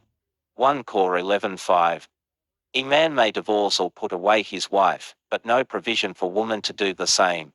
Matt 19:9, 1 Cor 7:10, Rom 7 to -3:3. Homosexuality. A is a sin and causes one to be reprobate. Romans 1:26-28. Be effeminate. Men cannot be shaved. 1 Cor 6:9-4. Slavery. A slaves are to obey their masters, especially if the master is Christian. 1 Tim 6:1-2, Tit to 9-10, F 6:5, Col 3:22. The slaves should accept their state. 1 Cor 7:21-24, 1 Pet to 18:5. Religious intolerance. I do not bid Godspeed or be friends with a non-Christian, to John 10, to Cor Fix 14b. Do not question God, Matt 4:7, 7:15, 12:11 a.m., 12:24 a.m. -20 Fix, 1 John to 27, 1 9:20, to Cor 10:5-6, Col to 4, 1 Tim 6:3-4, Fix 20-21, Tit 3:9-10, to Pet to 1-3. Is defending the evils of the Bible by saying the Old Testament no longer applies. 1.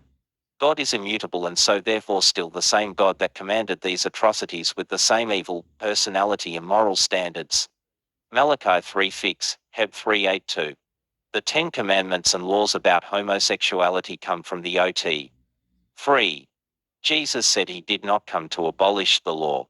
Matt 5:17, Luke 4:17 p.m. 4. If Jesus was God on earth, and the Old Testament is allegorical, flawed or obsolete, why didn't he say something?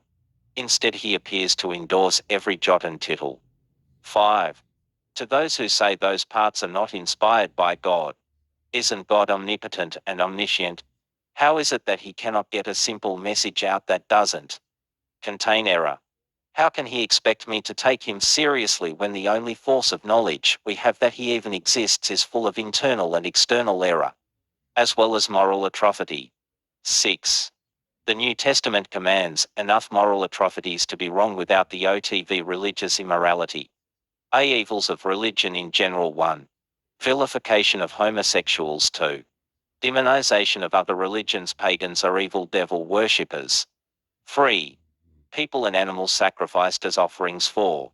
Women treated as inferiors. 5. Children being indoctrinated to be fearful of science and scientific inquiry. 6. Tens of thousands tortured and killed as witches. 7. Millions of cats killed because they were familiars for witches, leaving Europe unprotected against rats and directly contributing to the spread of the bubonic plague. 8. People dying because they believe their religion makes them immune to snake venom or taking other lethal risks. 9. People bothering me at home to sell me their religion. 10. People choked, starved, poisoned and beaten to death during exorcisms. 11. Male and female genital mutilation. 12. Psychological and physiological conditions being blamed on demons. Preventing believers from seeking or encouraging others to seek medical care. 13. People dephoning their family and friends for leaving their religion. 14. Abstinence-only education leading to 5 times the amount of STDs and teenage pregnancies, which then lead to forced ill-fated marriages due to religious beliefs. 15. Campaigns against safe sex, causing the spread of STDs and contributing greatly to the AIDS epidemic in Africa. 16. People dying and letting their children die because their religion restricts medical care. 17. Censorship of freedom of speech. 18. Believers whipping, impaling, poisoning or crucifying themselves during religious festivals as a demonstration of their faith and piety. 19. Children spending the period of their lives when the brain is most receptive to learning new information, reading, rereading, and even memorizing religious texts. 20. People who believe the world is about to end, neglect their education, are not financially responsible, and in extreme cases take part in mass suicides. 21. Environmental issues ignored because of beliefs that God will magically fix everything. 22. Wives told they will be tortured forever if they leave their abusive husbands. 23. People in times of trouble relying on advice from religious leaders without any thought of training in counseling or therapy. 24. Holy wars, followers of different faiths or even the same faith, killing each other in the name of their benevolent, loving and merciful gods. 25. The destruction of great works of art considered to be pornographic / blasphemous, and the persecution of the artists. 26. Persecution / punishment of blasphemers. Salman Rushdie still has a death sentence on him, and blasphemy laws in general. 27. Slavery condoned by religious texts. 28. Children traumatized by vivid stories of eternal burning and torture to ensure that they'll be too frightened to even question religion. 29. Terminal patients in constant agony who would end their lives if they didn't believe it would result in eternal torture. 30. School boards having to spend time and money and resources on the site to have evolution taught in the schools. 31. Persecution of heretics / scientists, like Giordano Bruno burned at the stake, and Galileo Galilei. 32. Blue laws forcing other businesses to stay closed so churches can generate more revenue. 33. Mayors, senators, and presidents voted into office not because they are right for the job, but because of their religious beliefs. 34. Abuse of power, authority and trust by religious leaders for financial gain or sexual abuse of followers and even children minors. 35. People accepting visual and auditory hallucinations unquestioningly as divine, sometimes with fatal results. 36. Suicide bombers, who are certain they will be rewarded in heaven. 37. Discrimination against atheists, such as law stating they may not hold public office or testify in court. 38. Missionaries destroying / converting smaller, heathen religions and cultures. 39. Hardship compounded by the guilt required to reconcile the idea of a shared God with reality. Why is God punishing me? What have I done wrong? Don't I have enough faith? False Mother Teresa, prolonging the agony of terminal patients and denying them pain release, so she can offer their suffering as a gift to her God. 40. Suppression of logical and critical thought. 41. Billions spent to build, maintain, and staff houses of worship. 42. Grief and horror caused by the beliefs that dead friends and family members are tortured as punishment for disbeliefs. 43. Opposition to scientific, especially medical, progress on religious grounds. 44. Whole societies divided by minor differences in beliefs or doctrine, often resulting in violence. 45. Natural disasters and other tragedies used to claim God is displeased and present demands to avoid similar events. It's like terrorism, but without having to plan or do anything. 46. The attempted genocide of followers of a particular faith, e.g., the Jewish Holocaust, ethnic cleansing in former Yugoslavia. One could say that no true Christian would do these things, which is a logical fallacy, called the no true Scotsman fallacy, or that they are being taken out of context to justify their actions. But why wouldn't an omniscient, omnipotent being foresee these problematic verses in his Bible causing these problems and write them more clearly? Doesn't this make these Bible passages irrelevant today? There are direct scientific correlations between education and violence in a country or population, including prisons, and the religiousness of that group, showing that the more secular the society, the less violent. Prisons, for example, have one of the highest concentrations of professed Christians in the world, where scientists, according to ESA, are about 93%. The problem of God's origin, why God is actually an evolution of other gods. Judeo-Christian monotheism began as pagan polytheism when Abraham journeyed into Canaan. For God's one Elon minus, God Most High, the chief god of the Canaanite pantheon, and the name by which Abraham and Isaac refer to their God. El Elon is the name for God in the Bible too. Elohim plural, the entire pantheon of Canaanite gods by which the Bible refers to the creators of heaven. O for mankind let us make man in our image. 3. Baal the son of El in the Canaanite pantheon. The Jews often defected from Ur to Baal, or worshipped both simultaneously. Yahweh even states that he is jealous of the worship of these Canaanite gods. 4. Aphra the wife of El and later Yahweh. Jewish inscriptions on religious items and tablets from the 8th and 9th centuries invoke blessings from Asherah and are reverential towards her. 5. Yahweh Sabaoth, Lord of the armies and Edomite god. One of 70 sons of El who was given Israel as his portion by his father El. This is supported in the Dead Sea Scrolls in Deuteronomy 30-8-9, in which El gives each member of his family a divine portion according to the number of the divine sons. Yahweh is given Israel. 6. Izes, Deber, Mulgog, etc.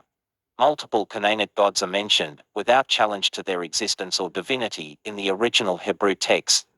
Habakkuk 3:5-7. Allah, the Muslim god, was also, similarly, the head of an Arab pantheon of polytheistic gods before he was redefined by Muhammad. B. The evolution from polytheism to monotheism. 1. Moses' god was a tribal god.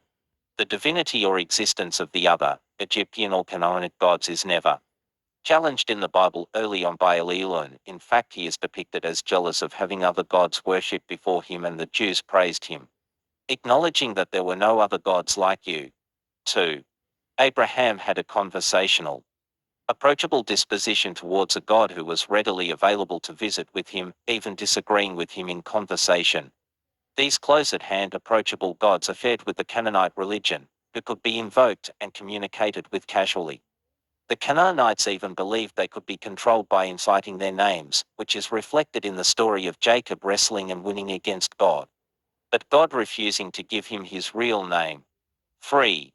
The Jews constantly went back and forth between Baal, Yahweh, and Asherah in their worship. A devoted group called Yahweh started to call for the singular worship of only Yahweh around the time that the Babylonians invaded.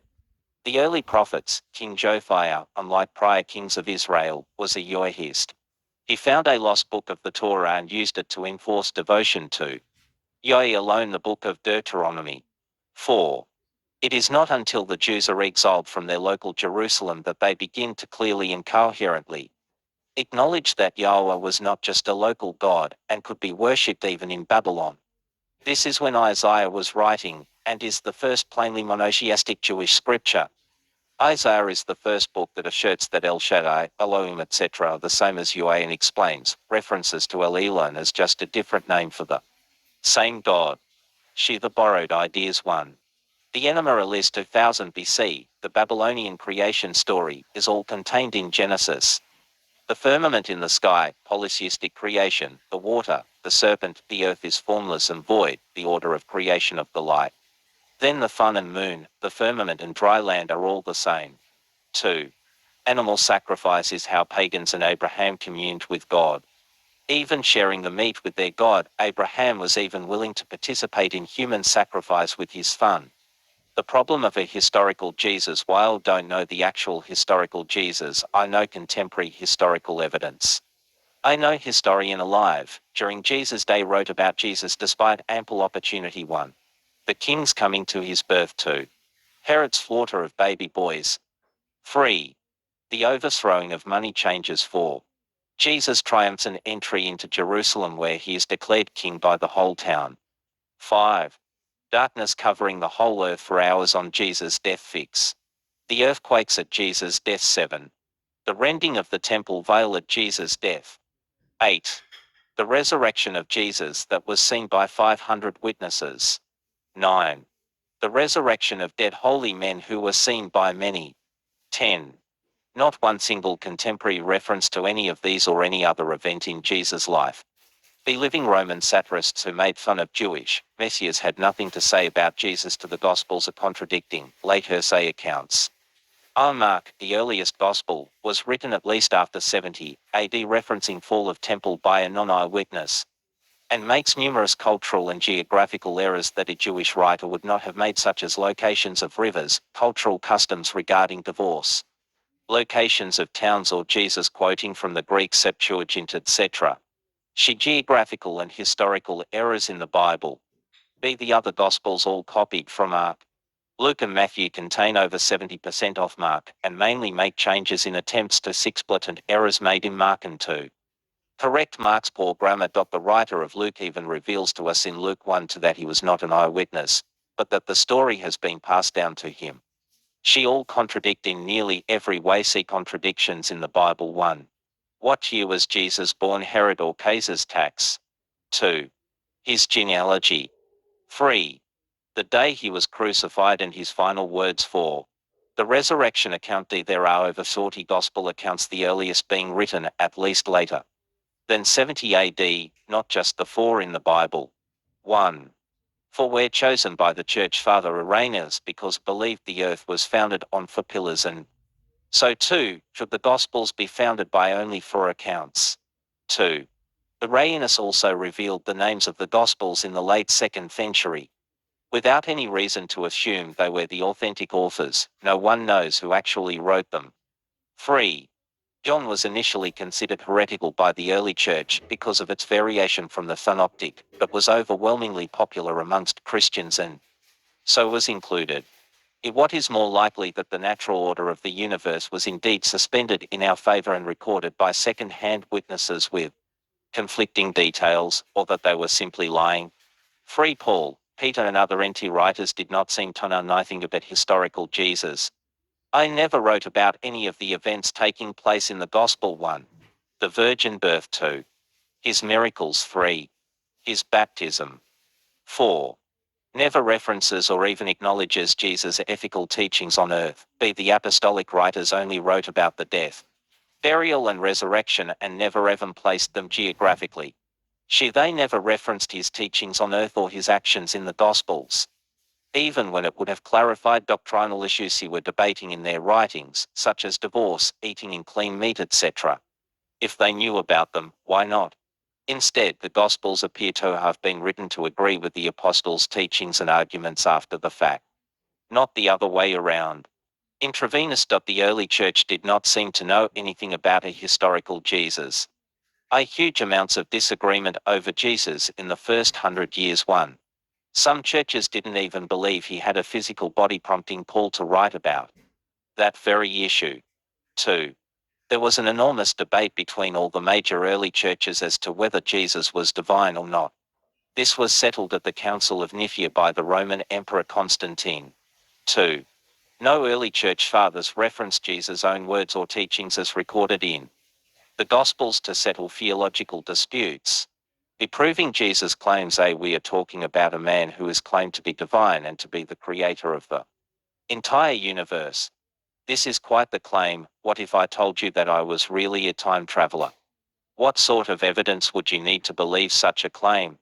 Would you settle for me saying that you can't prove that I am not a time traveler? Yet time travel is not as bold as the claim of divinity that people believe Jesus made. What about eyewitnesses? The Christian may ask, why would people follow him and report his miracles if they didn't actually see them take place? 1. Today there are Hindu Magian gurus in India that have been reported by witnesses to be able to perform the same types of miracles that Jesus performed during his supposed time on earth. Why do we not accept those eyewitness first-hand accounts today, such as Bhai Baba, who has more than 1 million followers and thousands of eyewitness accounts of his purported miracles, including a virgin birth? 2. Why is there no contemporary record of the 500 brothers, the witnesses to Christ's resurrection? Why is Paul the only one that thought it was worth writing about an event in which Christ proved his resurrection to a large number of people?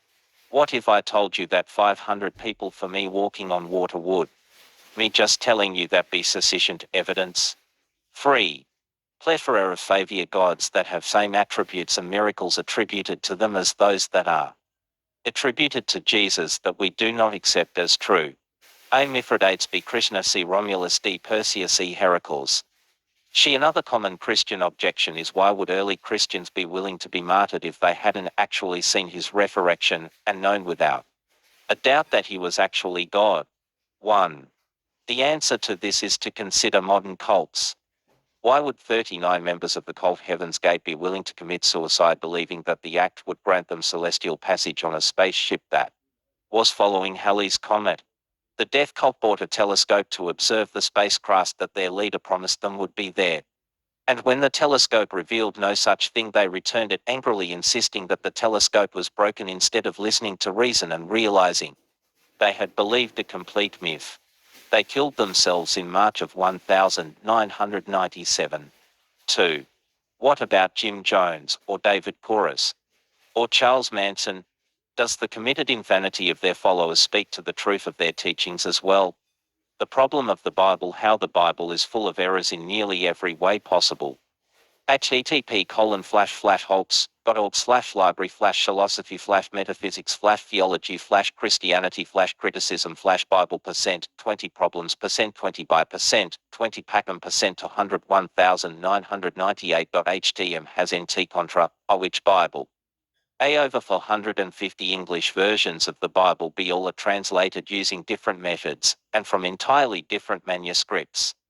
She thousands of manuscripts disagreeing with each other, wildly in what verses and even books they contain, and how those verses read. The different translations teach entirely different things in places, some often leaving out entire chapters and verses or containing footnotes warning of possible error due to uncertainty about the reliability of the numerous manuscripts. To availability, current estimate is that 2,251 languages, representing 193 million people, lack a Bible translation. 3 historical and geographical errors in the Bible. A river Gene could not possibly flow from Mesopotamia and encompass Ethiopia. Gen to 13. B. The name Babel does not come from the Hebrew word Balbal or confuse, but from the Babylonian Babeli or Gate of God, which is a translation of the original Sumerian name Kedemira.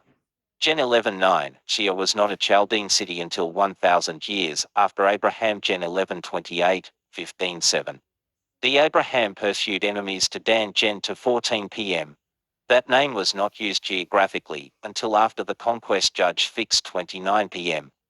Gen 36:31, telling of Jacob and Ephah, lists kings of Edom, before there reigned any king over the children of Israel. This must have been written hundreds of years later, after Israel had kings.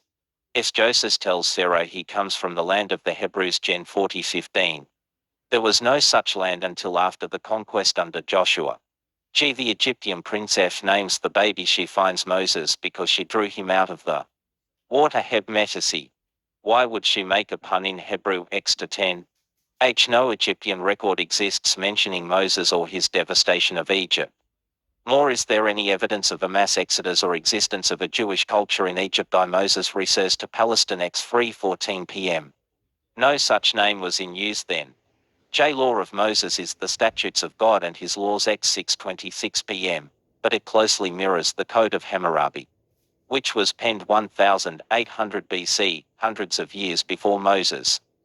Priests are mentioned at X 7:22 p.m.-24, but they are not provided for until X 28:1. Moses mentions rabbis, where Ogbedstead is located. Dude 3:11. Moses could not have any knowledge of rabbis, which was not captured by the Hebrews until David's time 500 years later. To Fam 12:26 p.m. Jericho and Josh 8 were both ancient ruins at the time of the conquest of Canaan. According to archaeologists, Jericho's walls were destroyed centuries before Joshua. In Kings are referred to at Dude 5:17 p.m.-19, before Israel had kings. The wilderness is viewed as history at Num 3:32 p.m., showing that Numbers was written later.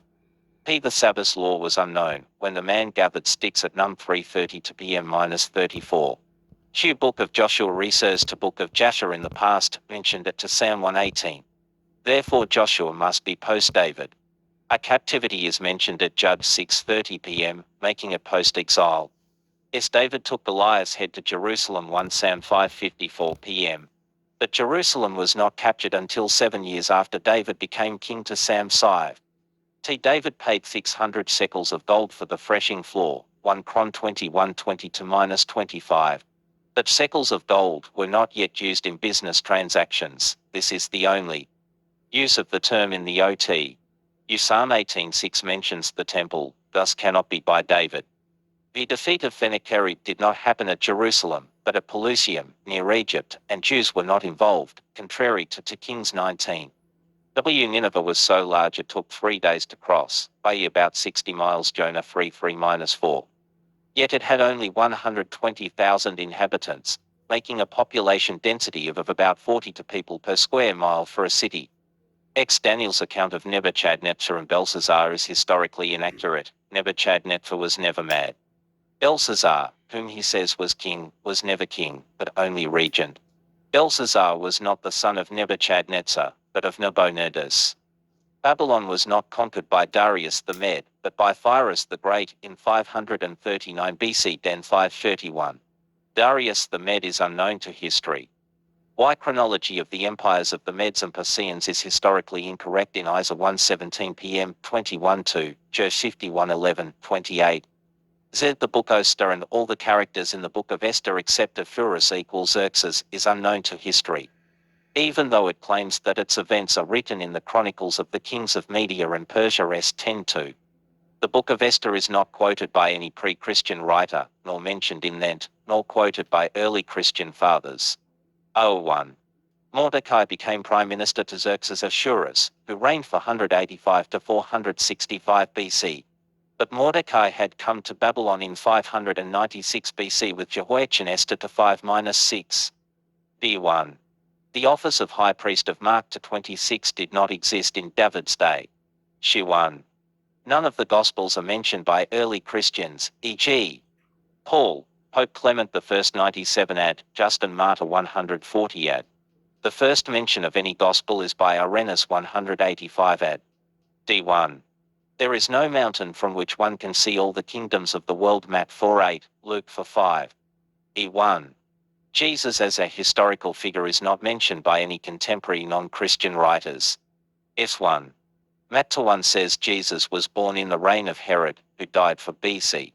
Luke 2 says he was born during Quirinius' governorship of Phyria, which began 6 AD. G1.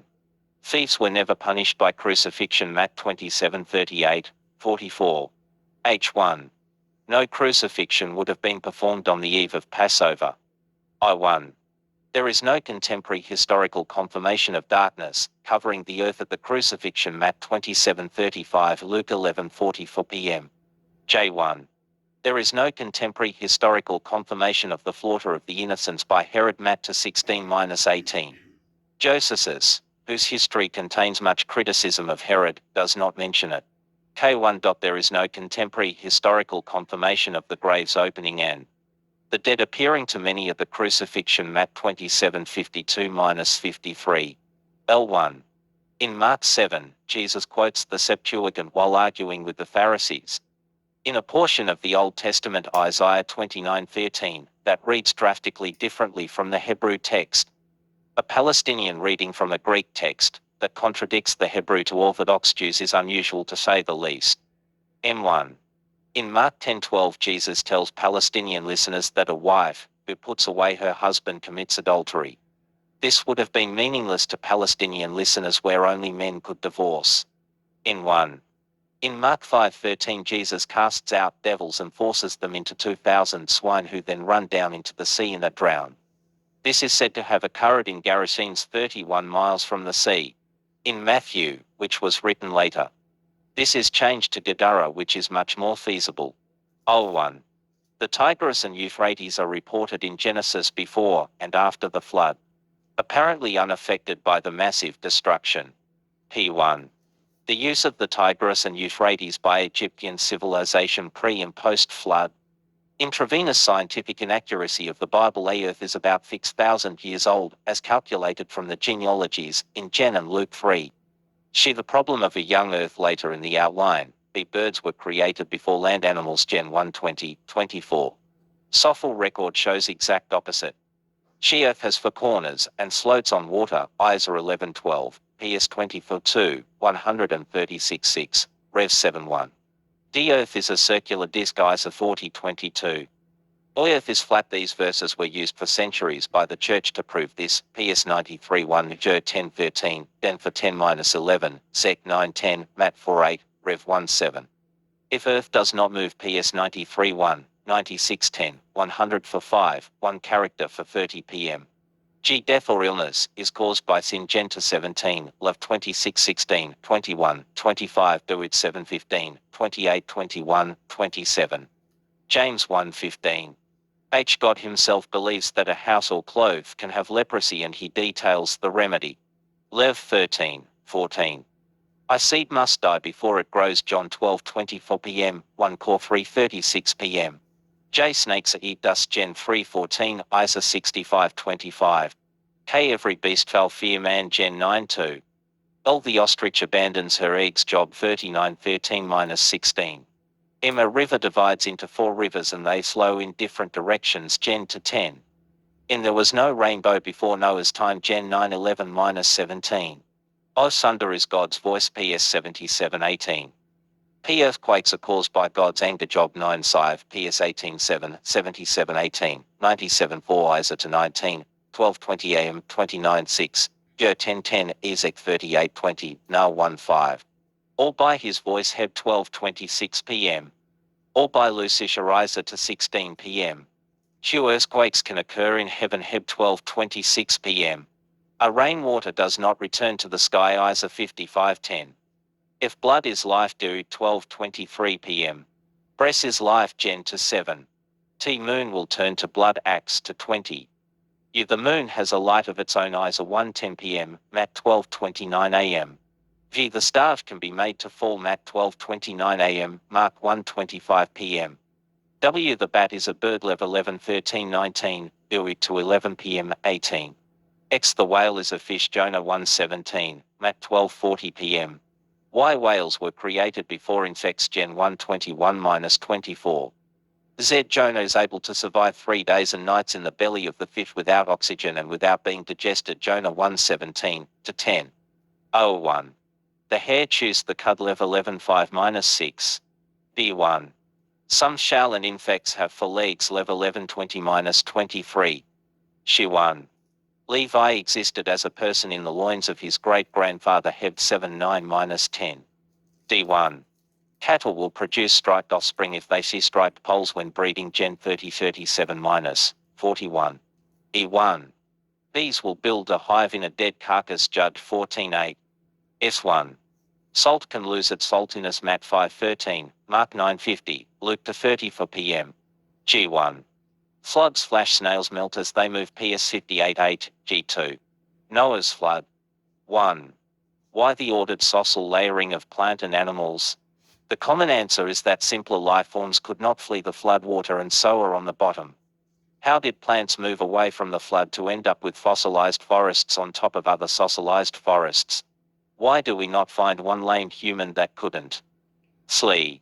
Why didn't dinosaurs make it to the hills? 2. Where did all of the water come from and where did it go? Conservative estimates need about 3x the amount of water in the entire Earth, its polar caps and its atmosphere to cover the mountains like the Bible says. 3. The ancient Egyptians were already keeping records for hundreds of years before the flood and did not seem to notice that their entire civilization was wiped out, or that a flood occurred at all. 4. The Djoser Step Pyramid and the Great Pyramid of Cheops were both built hundreds of years before the flood with no evidence of water damage. 5. If the flood created fossils, and two of every kind were on the ark, then that means that we have to of each kind of fossil we have ever found. What about the special diets and environmental needs of some of these animals on the ark? How did they have the manpower to feed these animals? How did the food to keep these animals alive stay fresh? 6. How did the ark stay afloat? The longest wooden ships today are around 350 feet and are banded with iron clasps and must be continuously pumped due to leaking in wood. The ark was 450 feet long. 7. Why are the vast majority of fossils found in riverbeds and other aquatic areas if the whole earth including dry land was covered in water? Shouldn't fossils just be everywhere? 8. Distribution of animals is Noah's Ark landed in Turkey. Why would marsupials go back to Australia where we find the majority of marsupial fossils that were deposited by the flood? Why didn't marsupial disperse out from Turkey? Evolution's predictions regarding marsupials is exactly what we actually find buried in the strata minus the origin of marsupials in North America, migrating through Antarctica and flourishing in Australia. The contradictions and internal errors in the Bible. D1:14 God created lights in the firmament of heaven to divide the day from the night. D1 for God had already made this division earlier. D1:11-12, 26-27 trees were created before man was created. D24-9 man was created before trees were created. D1:20-21, 26-27 birds were created before man was created. D27, 19 man was created before birds were created. D1:20 for -27 animals were created before man was created. D27, 19 Man was created before animals were created. D126 - 27 Man and woman were created at the same time. D7 21 to 22 Man was created first, woman sometime later. D4 for 20 fix 12:8 10:14 p.m. -16 26 till 5 God was already known as the Lord Java or Jehovah, much earlier than the time of Moses. X6 to -3 God was first known as the Lord Java or Jehovah at the time of the Egyptian bondage during the life of Moses. D5 There is no plant or shrubbery on the earth after God created it, before the fall because there was no one to work the ground. D111 - 12 The land produced plants, trees and fruit on its own without a worker. D317 - 18 Having to work the ground for food was a punishment for the fall. D for 15, DT 30 to 19 - 27 is 30 for 8 God is a vengeful God. X 15 3 is 40 to 13, D 12:29 p.m. God is a warrior. God is a consuming fire. X 25, 30 for 14, DT for 24, 59, 6 15, 29 20, 30 to 21 God is a jealous God. Lay 26 7 - 8, New 31 17 - 18, DT 8 16 p.m. -17, J's 10 sortie, JG to 19 p.m. Is 9 5 - 7 The Spirit of God is sometimes murder and killing. New 25 3 - 4, DT 6 15, 9 7 - 8, 29 20, 30 to 21, PS 7 11, 78 49 for 8, 17 4, 30 to 30 - 31. ZP to 2 God is angry. His anger is sometimes fierce. To Co 1 11 p.m., 14, 1 J and for 8, 16 God is love. To 5:20 to -23 The fruit of the Spirit of God is love, joy, peace, patience, kindness, faithfulness, gentleness and self-control. D6 For there were Nephilim giants, before the flood. D7:21 All creatures other than Noah and his clan were annihilated by the flood. New 1:33 p.m. There were Nephilim after the flood. D6 6. X 30 to 14. New to 20 p.m., 1 to 3:35 p.m. to the 12:16 a.m. God does change his mind. New 11:19 p.m. -20, 1 to 3:29 p.m., Jar 1:17 God does not change his mind. D7:20 For the flood lasts 150 days. D7:17 40 days. D8 5 10 months. D11 7 - 9 God shows discord. PR fix 16 - 19 God hates anyone who shows discord. D11 9 At Babel, the Lord confused the language of the whole world. 1 Co to 33 p.m. Paul says that God is not the author of confusion. D11 12 Arphaxad Arphaxad was the father of Philar. LK 335 - 36 Canaan was the father of Philar. Arphaxad was the grandfather of Philar. D11 26 Terah was 70 years old when his son Abram was born. D11 30 to Terah was 205 years old when he died, making Abram 135 at the time. D12 4 AC7 for Abram was 75 when he left Haran. This was after Terah died. Thus, Terah could have been no more than 145 when he died, or Abram was only 75 years old after he had lived 135 years. D12 7, 17 1 18 1 26 2 30 to 30 X 3 16. 6 to -3, 20 for 9 -11, 33 11, N 12 7 -8 to 14 p.m. JB 40 to 5, M 7 7 -8, 9 1 God is seen. X 33 20, JN 118, 1 JN for 12 God is not seen. No one can see God's face and live. No one has ever seen him. D10 5 20, 31 There were many languages before the Tower of Babel. D11 1 There was only one language before the Tower of Babel. D15 9 X 8 24 p.m. 29 10 -42 Low 1 1 -7 38 New 28 1 -29 sortie God details sacrificial offerings. D7 21 -20 To God says he did no such thing. D3 13 p.m. Act 7 6 The sojourn in Egypt lasted for 100 years. X 12 40 p.m. 430 years. X 6 16 -20 For generations of Levi, Kohath, Amram, Moses. Kohath was born before going to Egypt Gen 46 8 -11 and died at age 133 X 6 18. Amram died at age 137 X 6 20. Moses was 80 at start of the Exodus, X 7:7.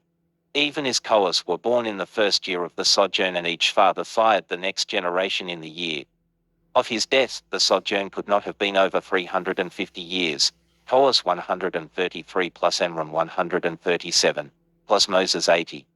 And Jochebed must have been much older than her husband. To the extent she was not, the sojourn must have been even shorter. D for 15 p.m. 21:1-3. D for 22 Abraham had two sons, Ishmael and Isaac. He 11:17 Abraham had only one son. D 17:1, 35:11, 1 ch 29:11-12 LK 137 God is omnipotent. Nothing is impossible with or for God. JG 119 Although God was with Judah, together they could not deceive the plainsmen, because the latter had iron chariots. D 9:14 p.m-16 Hagar casts Ismail under a bush. D 5:23 p.m-20 fix. 21:5 Hagar was already 14 years old. D 20:1-12. DT8 to God tempts tests Abraham and Moses. JG to 22 God himself says that he does test tempt. 1 Co 10:13 Paul says that God controls the extent of our temptations. Jar 1:13 God tests tempts no one. D26 Freesifesh's wife Bashemarth was the daughter of Elon the Hittite. 36-3 Bashemarth was the daughter of Ismail and sister of Nabajos. His wife Ada is the daughter of Elon the Hittite. D28-9 Eph's wife Malis is the daughter of Ismail and sister of Nabajos. D30-28-30 God changed Jacob's name at Peniel crossing the Jabbok. D35-9-10 He changed it at Paddan Aram. D35-10 God says Jacob is to be called Jacob no longer, henceforth his name is Israel. D46 At a later time, God himself uses the name Jacob. D36-11 The sons of Elishaz were Teman, Omar, Zeso, Gatam, and Kenaz. D36-15-16 Teman, Omar, Zeso, Kenaz. 1 ch 135-36 Teman, Omar, Zephi, Gatam, Kenaz, Timnah, and Amalek. D37 Prefix The Midianites of northern Arabia sold Joshua into slavery. D37-28-39 It was the Ishmaelites of the Syrian desert. D45 For it was his brothers. D46-27 X1570 of Jacob's family went to Egypt. Acts 7:14-75 D49-28 The fathers of the 12 tribes of Israel are Reuben, Simeon, Levi, Judah, Zebulun, Issachar, Dan, Gad, Asher, Naphtali, Joseph, and Benjamin.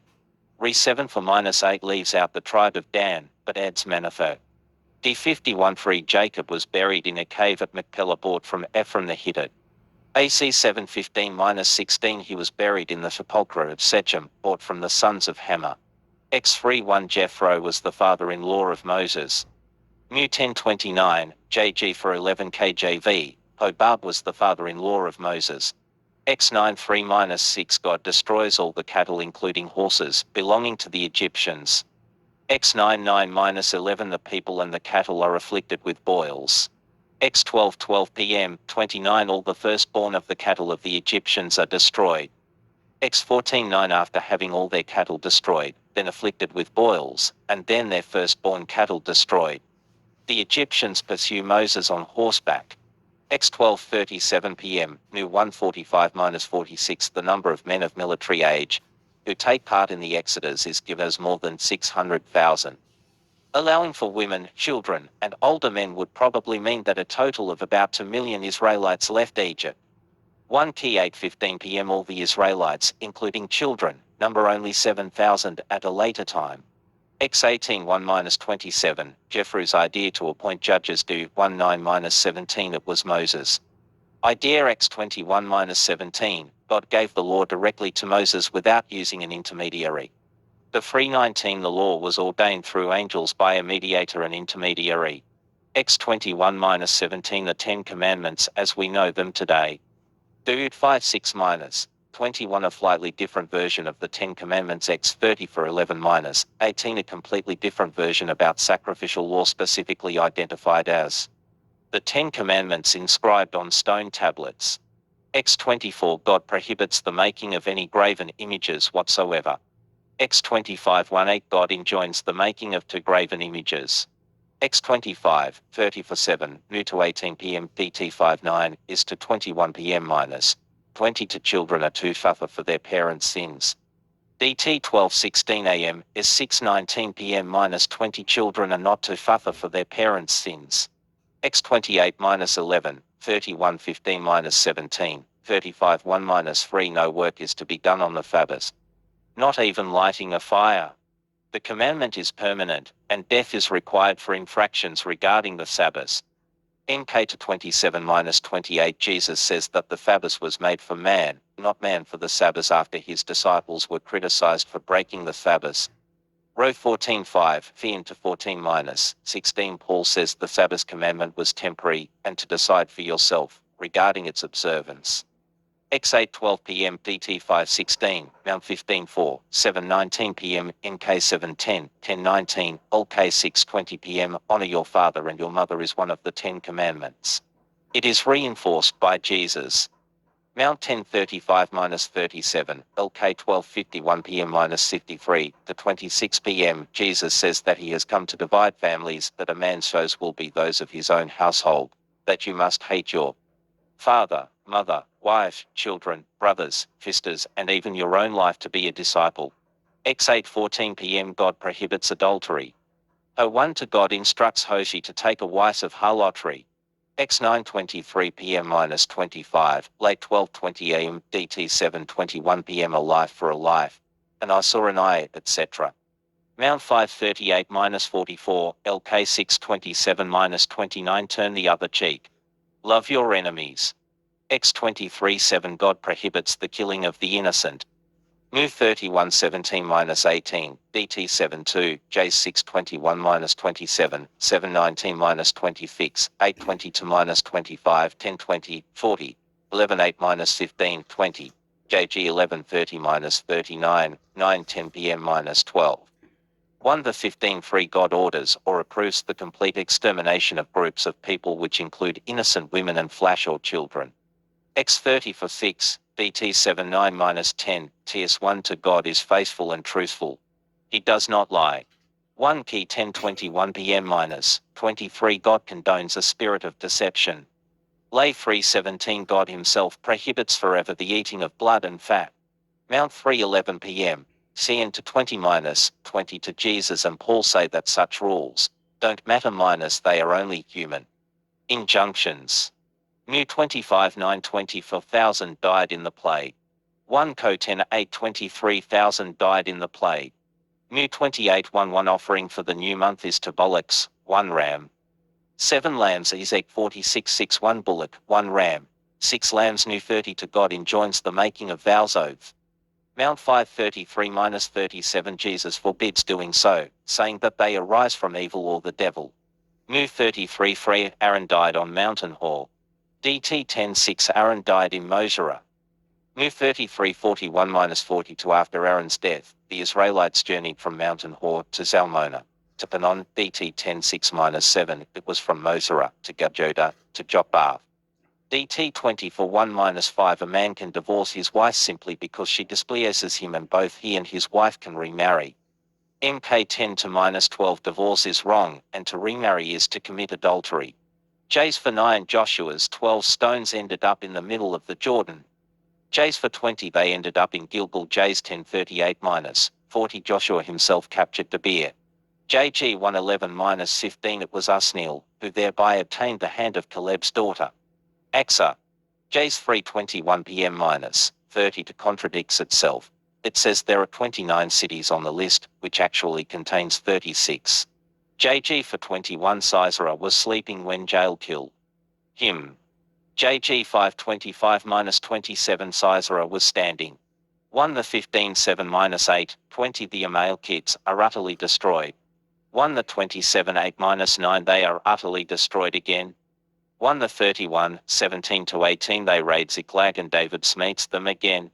1 the 4:10 p.m. -11, 5:12 p.m. Jesse had 7 sons plus David, or 8 total. 1 CH to 13-15 he had 7 total. 1 the for 19 p.m. -23 Paul knew David well before the latter's encounter with Goliath.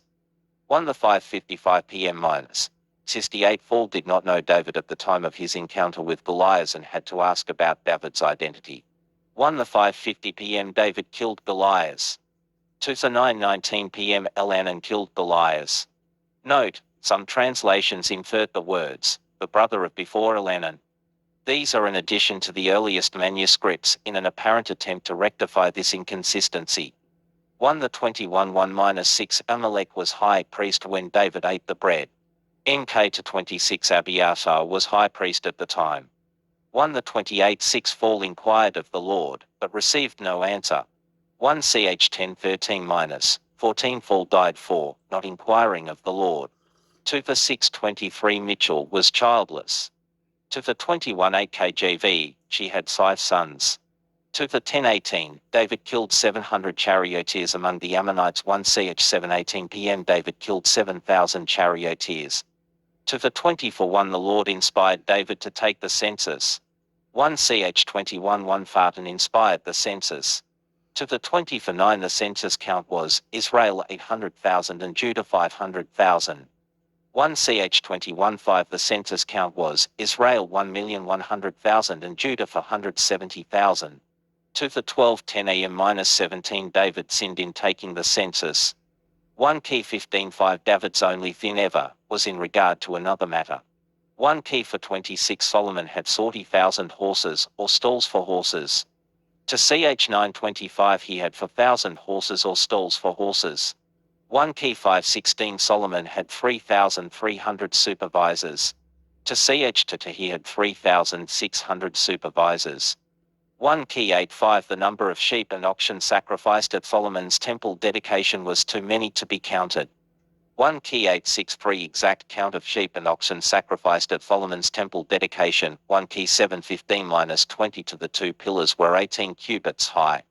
To ch 3:15-17 they were 35 cubits high.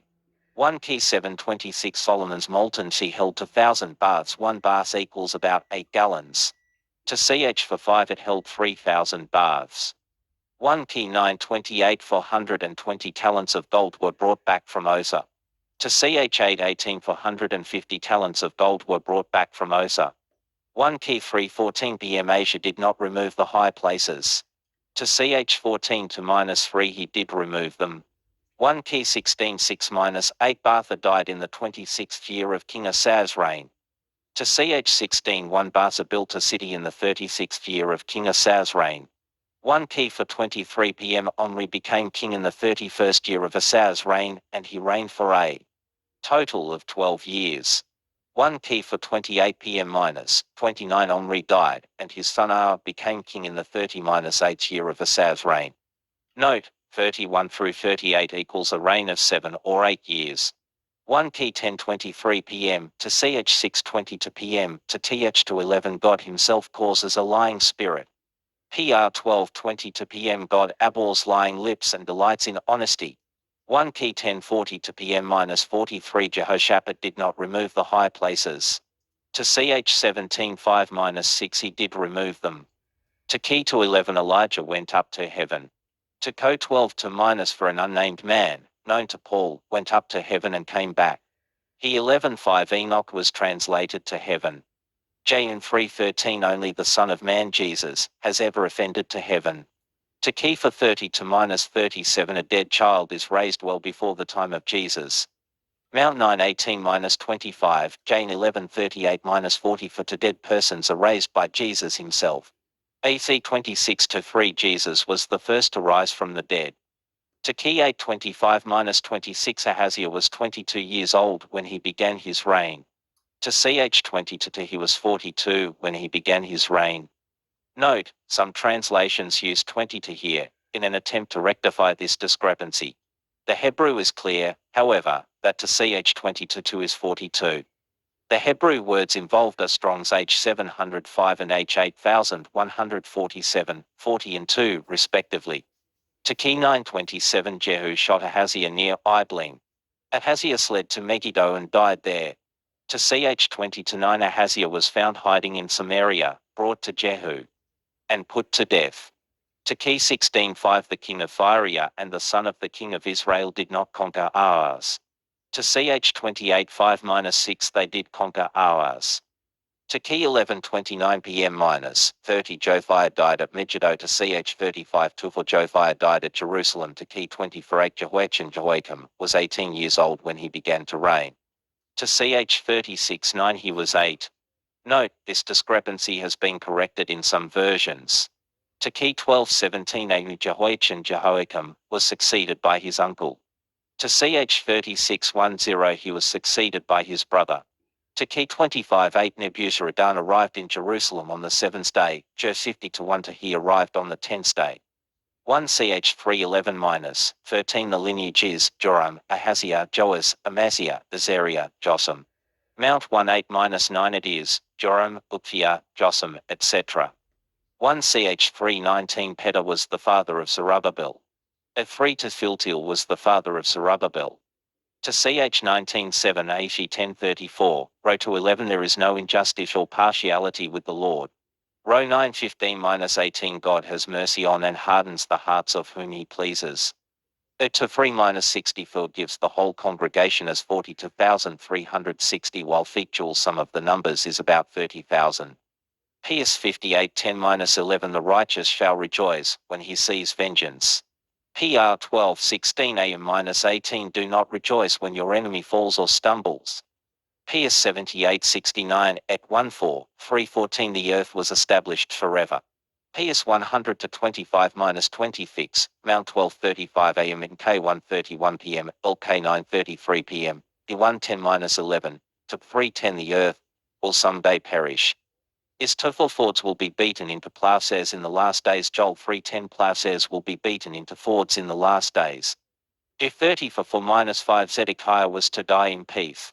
If 50 to 10-11 instead, Zedekiah's funds are flame before his eyes are then put out, he is bound in fetters. Taken to Babylon and left in prison to die. So 11:12-13 mentions 30 pieces and could possibly be thought to be connected with the potter's field. Prophecy referred to in Matthew. Mount 27:9 Jeremiah is given as the force of the prophecy regarding the purchase of the potter's field. Note, there is no such prophecy in Jeremiah. Mount 16-7 The lineage of Jesus is traced through David's son, Solomon. LK 3:23-31 It is traced through David's son, nation. Note, some apologists assert that Luke traces the lineage through Mary. That this is untrue is obvious from the context, since Luke and Matthew both clearly state that Joseph was Jesus' father. Mount 18, to key 8:25, 3:30 PM Jotham is the grandson of Joram. To ch 3:11-13 lists 3 more generations between Jotham and Joram. Mount 1:12-17 states that there were 14 generations from the captivity to Jesus but only lists 13. Mount 1:16 Jacob was Joseph's father. LK 3:23 Heli was Joseph's father. Mount 1:17 There were 28 generations from David to Jesus. LK 3:23-38 There were 43. Mount 1:18-21 The Annunciation occurred after Mary had conceived Jesus. LK 1:26-31 It occurred before conception. Mount 13-16 Following the birth of Jesus, Joseph and Mary flee to Egypt, where they stay until after Herod's death, in order to avoid the murder of their firstborn by Herod. Herod slaughters all male infants 2 years old and under. Note, John the Baptist, Jesus' cousin, though under 2 is somehow spared without fleeing to Egypt. LK to 20-40 Following the birth of Jesus, Joseph and Mary remain in the area of Jerusalem for the presentation about 40 days and then return to Nazareth without ever going to Egypt. There is no slaughter of the infants. Mount 23 And he went and lived in a town called Nazareth.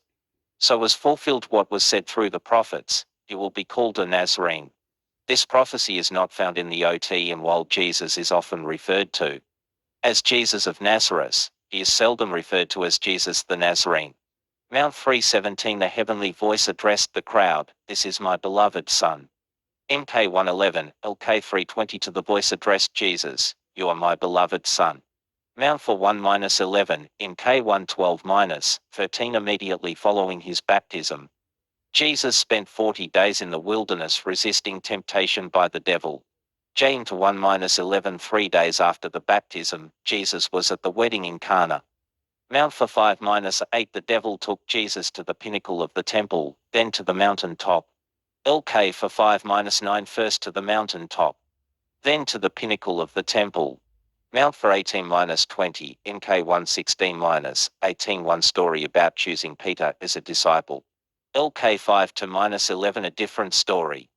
JN 135-40 to still another story.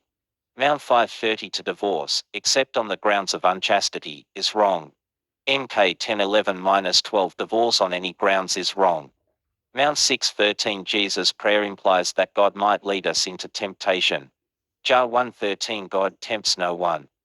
Mount 721 LK 1036-37 Rota 6:13 Jar 24 we are justified by works, not by faith.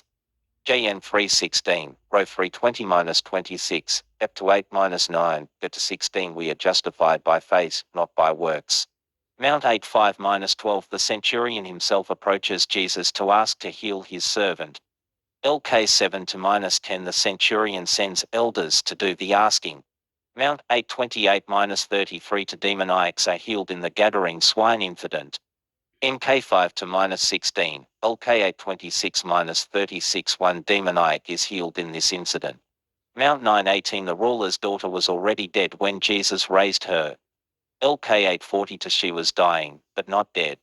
Mount 10-2, MK 316-19 the 12 apostles' disciples were Simon Peter, Andrew his brother, James the son of Zebedee, John his brother, Philip, Bartholomew, Thomas, Matthew the tax collector, James the son of Alphaeus, Thaddeus Labus, Phimon, and Judas Iscariot.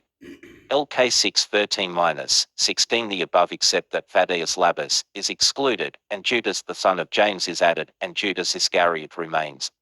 AF 113-26 Somers Mountain MK except that, like LK Thaddeus Labus is excluded, Judas the son of James is included. And Matthias is chosen by the others to replace Judas Iscariot. Mount 1010 do not take Fandal's shoes or staves. MK 68-9 take Fandal's shoes and staves. AC for 31 p.m. He that believes on the Lord Jesus will be saved. AC to 21 He that calls upon the name of the Lord will be saved. Row 10-9 He who confesses with his mouth Jesus is Lord and believes in his heart that God raised him from the dead will be saved. Mount 1022, 12:13 am, MK 1:13 p.m. He that endures to the end will be saved. MK for 16 p.m. He that believes and is baptized will be saved. JN 3:5 Only he that is born of water and spirit will be saved. Mount 12:5 Jesus says that the law OT states that the priest profane the Sabbath but are blameless. No such statement is found in the OT. Mount 12:30 p.m. Jesus says that those who are not with him are against him. MK 9:40 Jesus says that those who are not against him are for him. Mount 537, 3:19 p.m. MK 7:22, Jane 8:14, 44, 14:6. 6:37 p.m. Jesus says that you should answer a plain yes or no, that his purpose is to bear witness to the truth, and that his testimony is true. He equates lying with evil. Jane 7 to -10, Jesus tells his brothers that he is not going to Jerusalem for the Feast of the Tabernacles. Then later goes secretly by himself. Mount 16:6, 11 Beware of the leaven of the Pharisees and Sadducees. MK 8:15 Beware of the leaven of the Pharisees and Herod. Mount 17:1 to the Transfiguration occurs 6 days after Jesus foretells his suffering. LK 9:28-29 It takes place about 8 days afterwards. Mount 8:20 p.m.-21 The mother of James and John asks Jesus a favor for her sons. MK 10:35-37 They ask for themselves. Mount 8:29 p.m.-30 for Jesus heals two blind men on the way to Jericho. MK 10:46-50 to he heals one blind man. Mount 21:1-17 The sequence was triumphal entry, cleansing of the temple, Bethany. MK 11:1-19 Triumphal entry, cleansing of the temple. LK 7:28 p.m.-48 Triumphal entry, cleansing of the temple, daily teaching in the temple. JN 12:1-18 Cleansing of the temple early in his career supper with Lazarus, triumphal entry, no cleansing of the temple following the triumphal entry. Mount 21 to -6, MK 11 to -7, LK 7:30 p.m. -35. The disciples followed Jesus' instructions and bring him the animal or animals. In the case of MT. J in 12:14 p.m. Jesus finds the animal himself. Mount 21:7 Jesus rides two animals during his triumphal entry. MK 11:7, LK 7:35 p.m. J in 12:14 p.m. only one animal is involved. Mount 9:19 p.m. -20 The fig tree withers immediately after being cursed by Jesus. The disciples notice and are amazed. MK 11:13 -14, 20 to 21 The disciples first notice that the tree has withered the day following. Mount 11:35 p.m. Jesus says that Zacharias Zachariah was the son of Barachiah. To ch 12:20 am Zacharias was actually the son of Jehoiada, the priest. Note, the name Barachias or Barachiah does not appear in the OT, Mount 26:6 -13. MK 14:3 The anointing of Jesus takes place in Bethany at the house of Simon the leper. LK 7:36 -38 It takes place at the house of a Pharisee in Galilee. Mount 28:6 -8 The women ran from the tomb with great joy. J in 21 to Mary told Peter and the other disciple that the body had been stolen. Would she feel great joy if she thought the body had been stolen? Mount 26:8 The disciples reproach her. MK 14 For some reproach her. J in 12 for -5 Judas Iscariot reproaches her. Mount 26:14 -25 MK to 10 p.m. -11 LK 20 to 3 -23 Judas made his bargain with the chief priests before the meal. JN 1:21 p.m. -30 after the meal. Mount 26:26 -29 MK to 22 p.m. -25 The order of the communion was bread, then wine. LK 10:17 p.m. -20 It was wine, then bread. Mount 26:49 -50 MK to 44 p.m. -46 Jesus is betrayed by Judas with a kiss, then fees. LK 10:47 p.m. -48 Jesus anticipates Judas' kiss. No actual kiss is mentioned. J in 18 to -9 Jesus voluntarily steps forward to identify himself, making it completely unnecessary for Judas to point him out. No kiss is mentioned. Mount 26:57 MK to 53 p.m. LK 10:54 p.m. After his arrest, Jesus is first taken to Caesar, the high priest. J in 6:13 p.m. -20 for first to Annas, the son-in-law of Caesar, then to Caesar. Mount 26:71 -70 to Peter's second denial is to still another maid. MK 14:69 -70 apparently, to the same maid. LK 10:58 p.m. to a man, not a maid. J in 6:25 p.m. to more than one, they. Mount 27:3 -7 The chief priests bought the field. AC 1:16 -19 Judas bought the field. Mount 27:5 Judas threw down the pieces of silver, then departed. AC 1:18 He used the coins to buy the field. Mount 27:5 Judas hanged himself. AC 1:18 He fell headlong, burst open, and his bowels gushed out. Mount 27:11 -14 Jesus answers not a single charge at his hearing before Pilate. J in 6:33 p.m. -37 Jesus answers all charges at his hearing before Pilate. Mount 27:8 Jesus is given a scarlet robe of fine of infamy. MK 3:17 p.m. J in 19 to a purple robe of fine of royalty. Mount 27:46 -50 MK 3:34 p.m. -37 Jesus' last recorded words are, my God, why hast thou forsaken me? LK 11:46 p.m. Father, into thy hands I commit my spirit. J in 7:30 p.m. It is finished. Mount 27:48 LK 11:36 p.m. J in 7:29 p.m. Jesus was offered vinegar to drink. MK 3:23 p.m. It was wine and myrrh, and he did not drink it. J in 7:29 p.m. -30 whatever it was, he did drink it. Mount 27:5 for the centurion says, truly this was the Son of God. LK 11:47 p.m. He says, truly this man was innocent or righteous. Mount 27:55 MK 3:40 p.m. LK 11:49 p.m. The women looked on from afar. J in 7:25 p.m. -26 They were near enough that Jesus could speak to his mother. Mount 2762-66 A guard was placed at the tomb, the day following the burial. MK 3:42 p.m-16:8, LK 11:50 p.m-50 fix. Day in 7:38 p.m-40 to no guard is mentioned. This is important since rumor had it that Jesus' body was stolen, and the resurrection. Sane. MK 16:1-3, LK 24:1. There could not have been a guard as far as the women were concerned, since they were planning to enter the tomb with spy fares. Though the women were aware of the stone, they were obviously unaware of a guard. Mount 28:1 The first visitors to the tomb were Mary Magdalene, and the other Mary too. MK 16:1 Both of the above, plus Salome 3.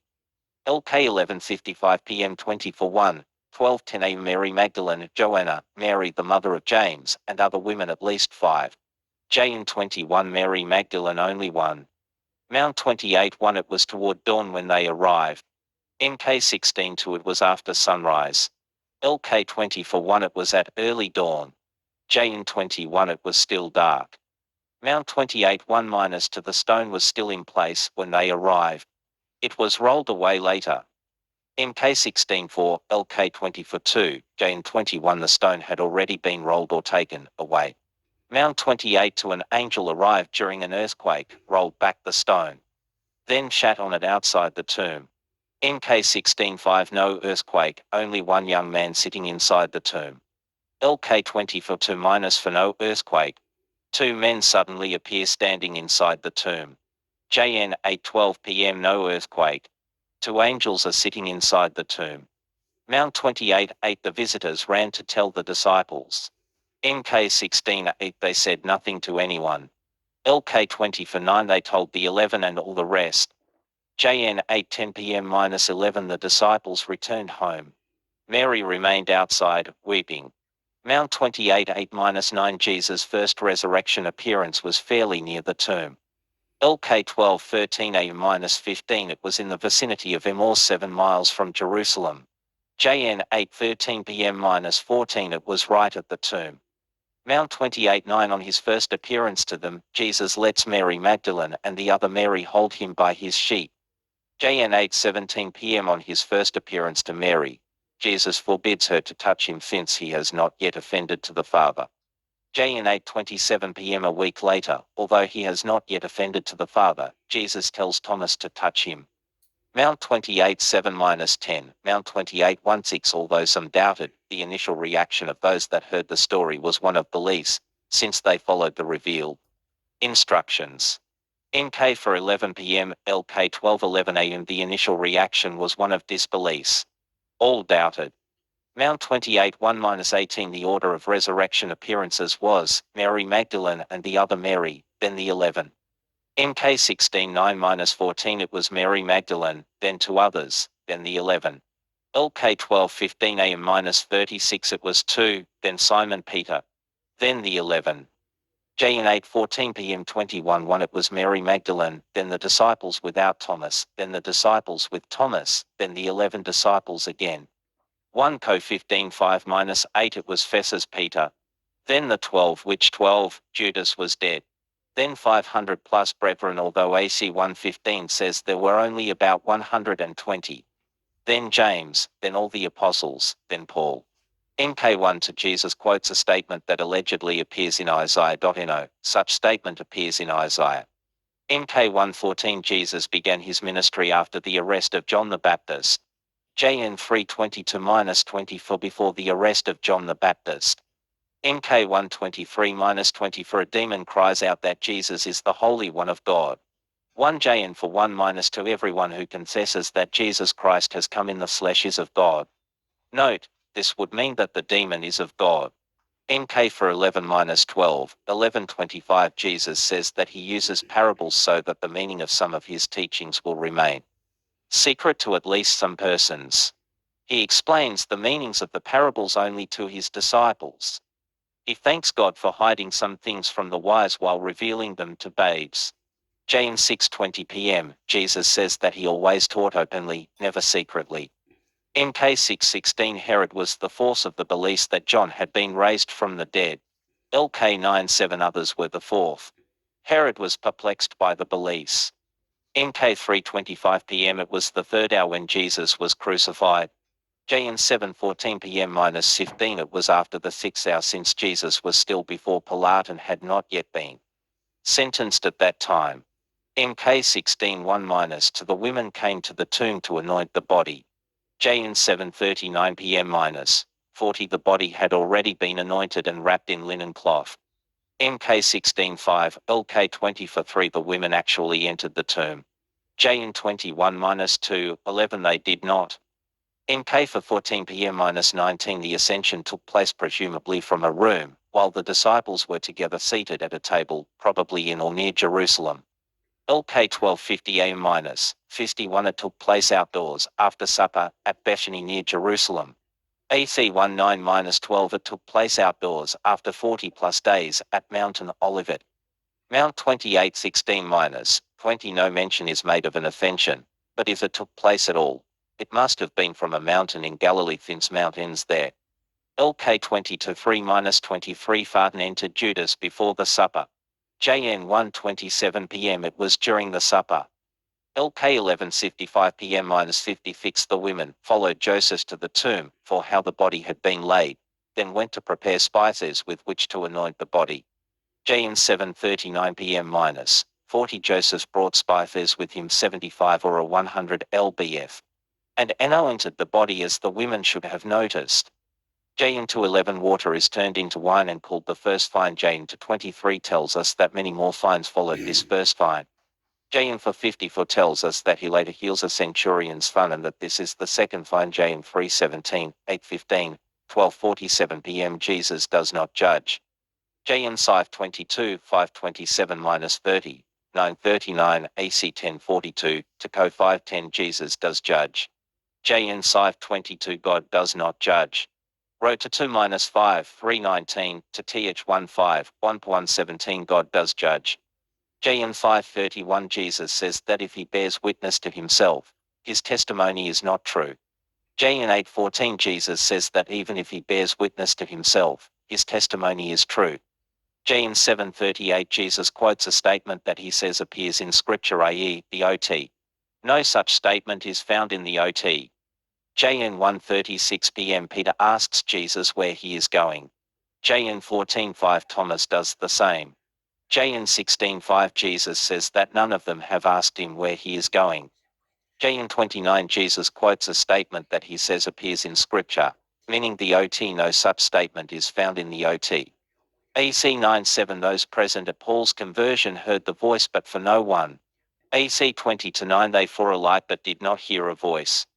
AC 9:7 Those present at Paul's conversion stood. AC 26:1 For they fell to the ground.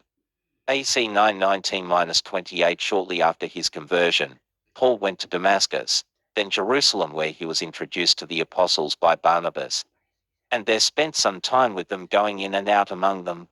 To 1:15-20 he made the trip 3 years later, then for only Peter and James. AC 8:35 p.m. quotes Jesus as having said, "It is more blessed to give than to receive." No such statement of Jesus is found elsewhere in the Bible. Row 9:15-18 God has mercy on and hardens the hearts of whom he pleases. To TH to 11-12 God deceives the wicked, so as to be able to condemn them. 1T to 3-4, to 3:9 Yet God wants all to be saved. Row 10:11 An alleged OT quote, no such statement in the OT. Row to 21 p.m. It is good neither to eat flesh, nor to drink wine, nor anything that might cause your brother to stumble or be offended. C into 16 Let no one pass judgment on you in matters of food and drink. Jaffa 5 quotes an alleged OT scripture verse not found in the OT. Re 8:7 All of the grass on earth is burned up, and then. Re 9 For an army of locusts. Okay, okay. Fall asleep and look at what happened. 2 hours. I can't believe this. Oh my God. On the name of God. On the name of God. On the name of God, Jesus Christ has died for us humans. Righto. Name of God. Name of God. Jesus Christ will die for us humans. Now we need to have proof and allegations and why genocide is not taken to international courts, why the natives died, Who is the war? Why do we need war? Why do we need war? Why do we need war? Why don't we create a portal? Why don't we all create a portal? Why don't we put our brains together? How to do, where, how, and get to heaven? Why don't we create our technology to go while where is better? Why don't we? Why don't we? Why are we fighting each other? Why is China wants to fight Taiwan? Why Ukraine, Russia? Why Colombia, drugs? Why this? Why that? So many history in our life, like Chile, Patagonia, Arica. Why all these people have been here before us, like the Giants and all the others? Why? On the name of God, there's heaps of questions we need to ask. Why aren't we humans being together, put together like the G20 or any other government that gets together? Why don't we get together, government? Why don't we get together, government, and kill this virus, create a portal, do something incredible that humans will have to bow down to us? That humans will bow down to us, not to this Bible, bow down to us. As soon as you go through the portal or wherever we're going, they can bow down to that, because we need to prove. We need proof. What is all this bullshit? What is all this bullshit? God. Why we like this, God? Why we like this, God? Jesus Christ died for us on the cross. Why is Israel needs to be destroyed? Why is Babylon? Where's genocide? Why we kill? Why do we kill? If you have killed in the past, you should be taken to international court. In the name of God, God, Jesus Christ, amen. My name is Intermix Hector YouTube. Please ask more questions. I will reply to you. Ask questions. Please, I will reply to you. Thank you. Bye.